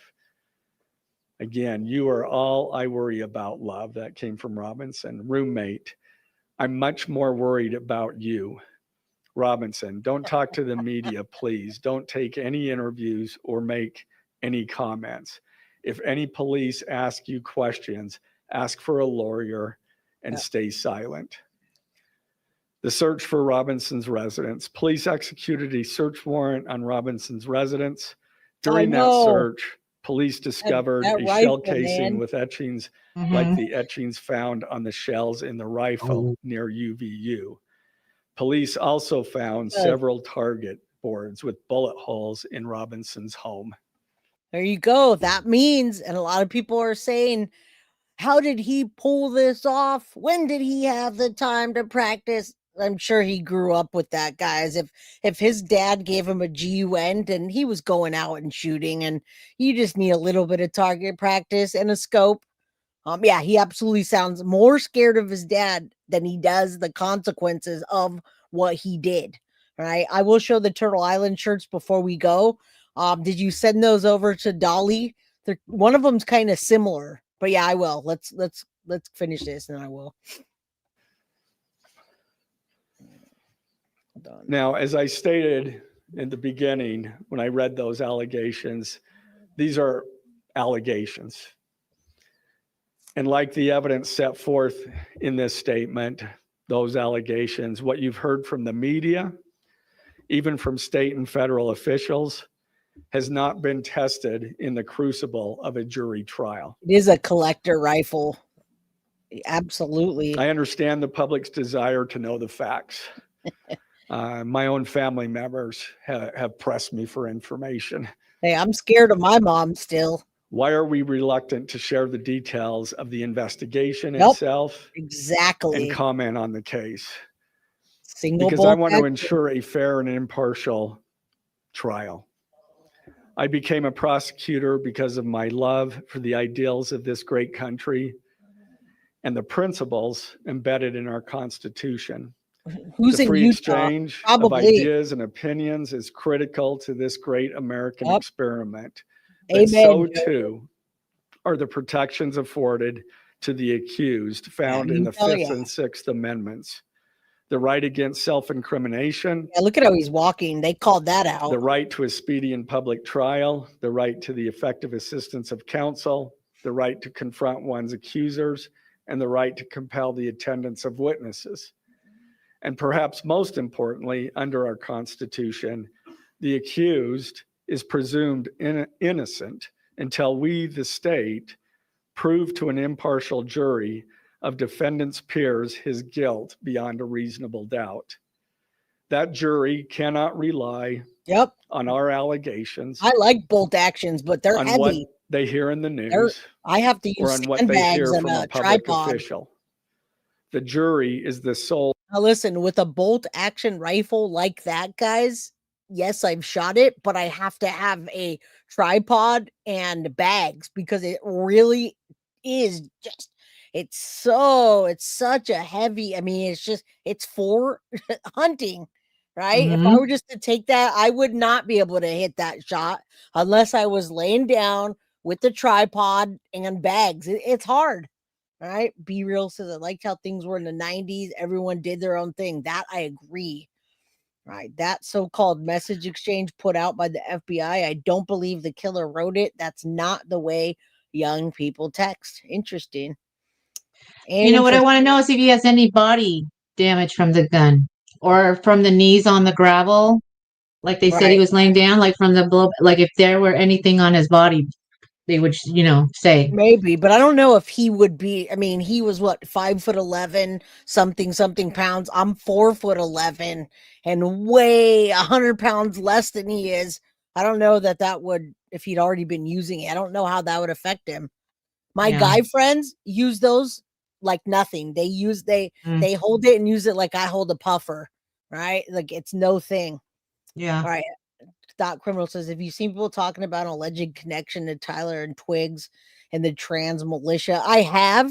However, when you look at the messages from in between them and what they've released, I just don't see any indications of that at all. All right. And I don't feel like the trans community even has anything to do with this. They mixed in the community because this idiot Tyler didn't know how to handle himself feeling like he was gay, in my opinion. I think he didn't know what to do with it. He's like, well, maybe I'm not gay because this person is transitioning to a female. And that, I think he was confused. I think he had mental health problems, and I think he needed guidance, but I don't think that the trans community had anything to do with any of this. Yeah. So yeah, I just don't. Thank you, Linda. So I don't see its place in here. Trier of fact, and they will ultimately determine those facts based on evidence a trial judge has determined is admissible. Again, as prosecutors, we bear the burden to prove guilt beyond a reasonable doubt. But make no mistake, we welcome this burden. Again, I don't know about the I'd like to now introduce my trial team, who will be charged with prosecuting the case. This is a veteran and expert team of some of the state's best trial attorneys. Chad Grunander, who is one of my two chief deputies. Ryan McBride. No, I ask you, and I don't care about their names right now. Let's see what they're going to say. But I got to ask you in chat, JDR, why would FBI put out fake messages? I mean, I'm just curious what you think, why you would think they were fake messages. Or why would they put that out? What would that do? Why would the gay man does not want a girlfriend? No, it's not that. Why would gay man doesn't want a girlfriend? It's not that I'm not saying he was gay at all. What I'm saying is this happens so many times where a man will date a trans and they question themselves on, well, does that mean since I'm attracted to her that I'm gay? And there's a lot of questioning and moving around. I've heard it time and time again. So I don't think he was gay. I think he was dating. Well, and again, they started out as roommates and then they became lovers. So what if, we don't know this, nobody said, what if Twigs was presenting female and didn't know? Right. And then he falls in love with him and then finds he's that. So he's confused as he starts getting into it. I mean, there's, again, until we get the whole story from the horse's mouth, it's, right. Yeah, we're just what they're saying, but I don't think that that's the case at all. I'm going to explain just the procedural steps. We're not a grand jury. We don't have a grand jury system like the federal courts do. Now, I'm not going to preliminary hearing system for a long time, guys. So the arrest and filing of the criminal information hit that like are merely button. the first steps in the criminal justice process. Yep. Today at 3 p.m., the defendant will appear before a judge in the Utah 4th District Court for his first appearance to be informed of these charges and to ensure that he has an attorney to represent him. The hearing will be brief. The judge will conduct that first appearance, virtually via WebEx. This is not unusual. In the 4th District, all felony first appearances for defendants who are in custody are held virtually. A link to that hearing is available for media on the Utah State Courts X account at Utah State Courts. Now, following defendant's first appearance, he will be entitled to a preliminary hearing. At that hearing, the state will be required to show probable cause that defendant committed the crimes. Jesus. The purpose I know, of we the still have to show the preliminary t-shirts. hearing is not to determine guilt, Hold on, we're almost but done. simply to assure the court that the prosecution has enough evidence to proceed to trial. I thought I put it faster. If a judge finds probable cause and binds the case over for trial, an arraignment hearing will be held. At that hearing, a judge will again inform defendant of the charges against him and require him to enter a plea to each charge. The next step following the arraignment is an opportunity for the parties to file any relevant motions and then ultimately the trial itself. This case has generated a tremendous amount of interest across our nation and even the world. The public's desire for information is understandable, but it bears reiterating that this case will be tried in a court of law consistent with our Constitution, not the court of public opinion. Thus, we will only discuss the case with the press occasionally. It will not be a day-to-day or even week-to-week. Which is good, thank God. All right, so September 29th, I'm going to cut this. We did read quite a bit, guys. Now we're having other conversations about other things. And man, we've been here almost 3 hours. You won't catch me doing that for a long time again. Let me do this. I don't even need my headphones anymore because Guilty of Crime, Turtle Island. I just want to tell you about that real quick, guys. I can't believe it's for this long. I used to stream longer. You see?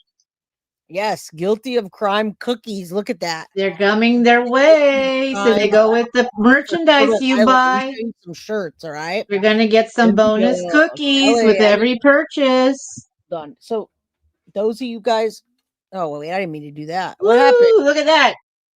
They're going to get those as a bonus cookie with each merchandise. They're going on their way to Miss Tiffany. Look at what happened. Hold on. My camera went off, guys. I hear you still. Yeah, but it's showing cookies. Cookies. I don't know. Buy the merchandise. You will get free cookies. Hold on. You're so funny. Hold on. Stop doing that for a second. Let me just add this. You know what's going on. Wait, hold on. I'm going to put up the shirts. And these are designed by Tiffany.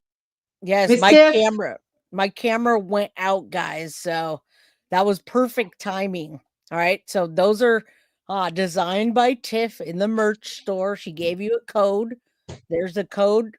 Also, Turtle Island, guys. You guys, it's going to be on Thursday at what? 6 p.m. 7. Central. Isn't it 7? No, 6 p.m. It's Is 6. Is it 6 or 6:30? I thought it was 7. Like after we're done with our show, we usually have like an hour before we have to jump on. No, you're always late. I am always late. You're right. Right. We'll just say it's on Tuesday, Thursday, guys, and Sunday. Mo voted. Okay, so look, we've got these t-shirts available in the store if you want. You can go to guiltyofcrime.com, but don't forget to vote for us. Also, guys, you guys can call in. If you call in, you just want to hand the phone over. So, Deb, had you handed the phone to Chris, they would have let him vote. All right. So, anybody that calls in, if your husband, your friend, your neighbor, your kid that's old enough, not even, you can go on and vote. So take a look at those designs, and they're on the website. You guys want to do Guilty of Crime Turtle Island? Pretty cool designs. But we also have a lot of other stuff in the store that Tiff works really hard on, guys. She works hard. It's okay. Well, now you know, Deb. All right, Dolly. Dolly reliable. A lot of times he doesn't come on a Thursday, but he'll push it to Sunday. So, hey, we could do all we could do. Yes, I love Synth cookies. Not only do I eat them, but I use them to, for promotions and stuff. So, that's designed by Tiff. Was that designed by Tiff? The designs are Tiffany's Graphics. Yes, they are. Graphics. Tiff works hard on the store, guys. The store is guilty of crime. Just to go get to us good merchandise, good quality merchandise, not like the first trial run a year ago. Well, these are really good quality. Except for it's really inexpensive. If you go to Dolly's store, and it literally is $75, includes the shipping for a hoodie. I bought a hoodie from Dolly and it was $75, the exact same hoodie that I bought from Tiff, and it was, I think, $40 or $45 with shipping. So, all right, Bree says I called in and voted, plus I bought a super chat. Thank you, Bree. You guys, they're trying hard to get me kicked off of Turtle Island with their money. They spent lots of money and we didn't have to. We did it all by voting. You can call in and vote once, but if you have a person with you, you can call in, or you can let that person vote. Also, you can hand the phone over. So you get one vote for a phone call, you can get one vote with the super chat, and you can get many votes with an egg. Yes, Tiff does have very fire designs. All right. Watch the Benjamin Diction show that was put out yesterday. I'll give you food for thought about this bunch of grapers. Thank you, JD. I appreciate that. All right. It was $75 with shipping to reach me. And then I ordered one from Tiff, and I shit you not, exact same print, exact same quality hoodie, and it was half that amount. So the reason I'm telling you that is because you should go over to Guilty of Crime and buy it and save money and get good quality. Bestie77, hello. Good to see you. Tiff says that was Foxy. Okay, so Foxy designed those particular ones. Either way, guiltyofcrime.com has a bunch of great merchandise items that are cheap but not cheaply made. That is I just posted Mo's answer, so what's disgraceful, thought criminal.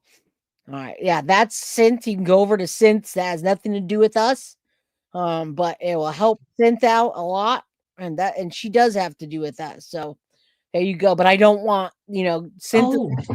Synth is a little kooky, so if she says anything kooky, it's nothing to do with me. Thank you, lady. Yeah.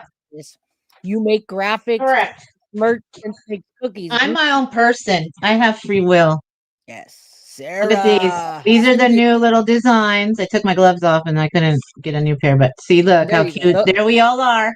Oh, I have Can you see us all? Everybody, there's Foxy. Look how cute she is with her J there. And there's, of course, our little penguina with her little bow and her little knife. My sloth character. And there's, look at, there's Carly. And then, of course, we know who the shaded lion is over there, right? And look, there's me with my cute little apron and my cookie and my little squirrelness. I love it. Yeah, that's the Guilty of Crime crew with the rainbow. You guys, a lot of cool merch, a lot of cool things that we do on Guilty of Crime. Yes. So do us a favor and support our channel, or support my channel. I say our because I couldn't do this without my mods, right? I could, but it wouldn't be that good. It'd be those videos in the 80s where you're behind blinds and there's like a shadow, but that's all you have the budget for. Is a shadow. Right? Abracadabra. I've been on here for a long time. Let me share the Guilty of Crime website real quick. Take a look at that. Everything is on guiltyofcrime.com. If you forget anything, you can see everything you want to know. Guilty of Crime merch store pops up here.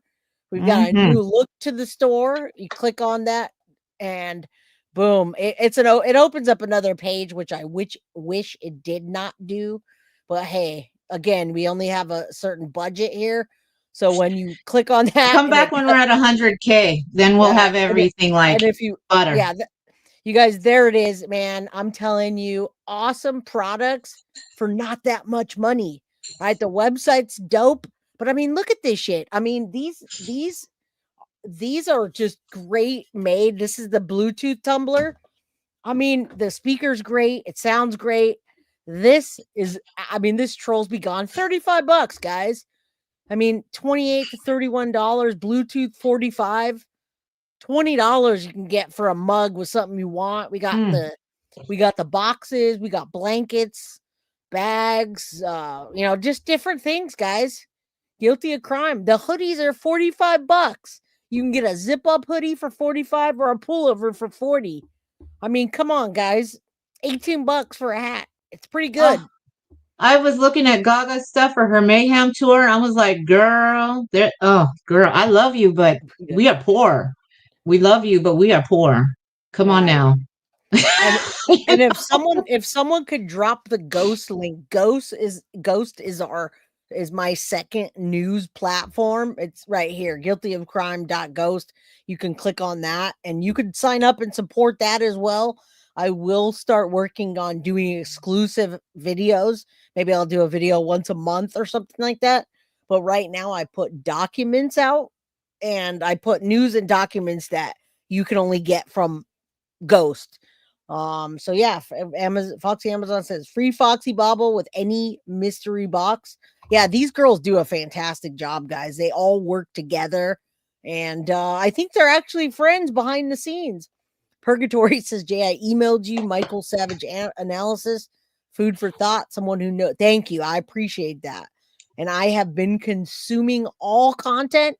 So I want you to know I'm not just stuck on watching Fox News or Vinny or whatever. I watch all sides and I come up with what I feel and how I think. So now here's the problem. Do you ship to Australia? We will, but you would have to pay for the shipping. No, I mean, it's expensive. Yeah. I tried shipping before out of the country and it's crazy expensive. Well, and it just all changed because the demeritus is gone. So it's different from before. Think about that. Yes, friends. I think it's actually better for us in America to go to them. Right. But yeah. Whatever. It doesn't matter. After I paid one time to go to Canada and it was like $60 for a couple of books. I was like, I'm sorry. I can't afford to ship international, guys. Yeah. Two separate things, Abby. Ghost has separate content, bestie. Ghost has content and cases that you never heard about with documents that you can't get unless you do a lot of research or whatever. Yeah. You get them from It's basically the new Patreon. It's a better Patreon. Ghost is. They're asking what's Ghost. What? They're asking what Ghost is, and it's a different Patreon. It's better, it's cooler. There's not a lot of shenanigans over there. Ghost is basically Patreon that cannot be edited. So the trolls that made a website about me and did a Reddit, they took my page down. They went to Patreon and they reported my stuff. And Patreon banned me, and now I don't have to do. I don't know. Ghost has nothing to do with hunting. Ghost is my second platform. Slimer. I had a Patreon account, and the people that made websites and hated on me got my Patreon banned for the rest of my life. So Ghost is Patreon, except you can't edit me. I can say whatever the hell I want. Yes, it's a forum. The forum PG Ghost no holds bar. I can show anything I want, and nobody can say a damn thing about it. All right. The link sends me to an empty page. Which one? Ghost? Oh, it shouldn't. Let me go. Yeah. It's ghost.org, and then I always go ghost.org. It's ghost.org and then guilty of crime. So I don't know why ghost.org, guilty of crime. That's how I do it. Guilty of crime. Let me see. Yeah, that's weird that it takes you to nothing. Oh, I forgot the T in it. Hold on. That's weird that it didn't take you to anything. That doesn't make sense. All right. I got that one. I got the one that's about you guys. It's this one. It's not coming soon, guys. It's right here. It's guiltyofcrime.ghost and then .io about. So right there. Coming soon. I mean, that will work too, but that's not it. But it gets you there. Yeah, this one, see? Let me show you what it is real quick, even though I'm tired. Because if you do just the ghost.io, it's blank for whatever reason. Or really? A general. Yeah, it's a actually no. You know what it is? It's because it says thoughts, stories, ideas on the top, and then subscribe, and it doesn't look like it's ours because it hasn't been personalized. And you go down, and then you have all of the. No, I did. I like an personalized index. it. It's an index of the Now, Purgatory, you can just sign up for You can free. see it. You don't have to do anything. Sign up for free. We're constantly updating it, and there's constant cases that you haven't heard about, and you're only going to hear about from our end. So you go on here and you can click on the home page. This is. It looks like it's a blank page. It's just because the guilty of crime on the very top is very small. Well, you have to hit home. There you go. And then the thoughts stories is like really big. So you're like, am I on a Google search or whatever? Well, it's just the way they did I it. liked Patreon, but it doesn't like me, so it ain't gonna work anymore. And there you have it. All right, you guys got the right to ghost. Looks awesome. It is awesome. It's not as pretty as the way they have Patreon, but F Patreon, since they don't like my content, they can go suck it. All right. So, love you guys. I can't get back on here. I don't know what the hell happened to my camera. So I guess Synth is going to take up the entire screen, and she's the new hostess with the mostest tonight. All right, guys. Jay's favorite mod. Hello. It's because she knows how to read. That's it. Thank you. I hadn't learned it till 5th grade, but when I got a hold of it, that was it. That was the problem. I read every damn thing I could. All right, guys. There's Synth, and there's the text messages between those two. Love you guys. Go out, do your own research, think for yourself, and let's try to heal. All right, let's heal from this. Good. Moving on. I'm gonna be quiet about this, and I'm gonna put my Trumpy bear back on the desk. Love you guys. Have a good one. I'll see you tomorrow, 4 p.m. Pacific Standard Time, 7 p.m. Eastern. Good night. Love you. Bye-bye. Guilty of crime. I want to thank you for watching. If you enjoyed my content, please share this video, like, and subscribe. You can also follow me over at Facebook, Instagram, TikTok, X, or Gmail. If you'd like to donate to my channel, you can use Cash App or Venmo or PayPal. Thank you very much in advance. Guilty of crime. Are you guilty of crime?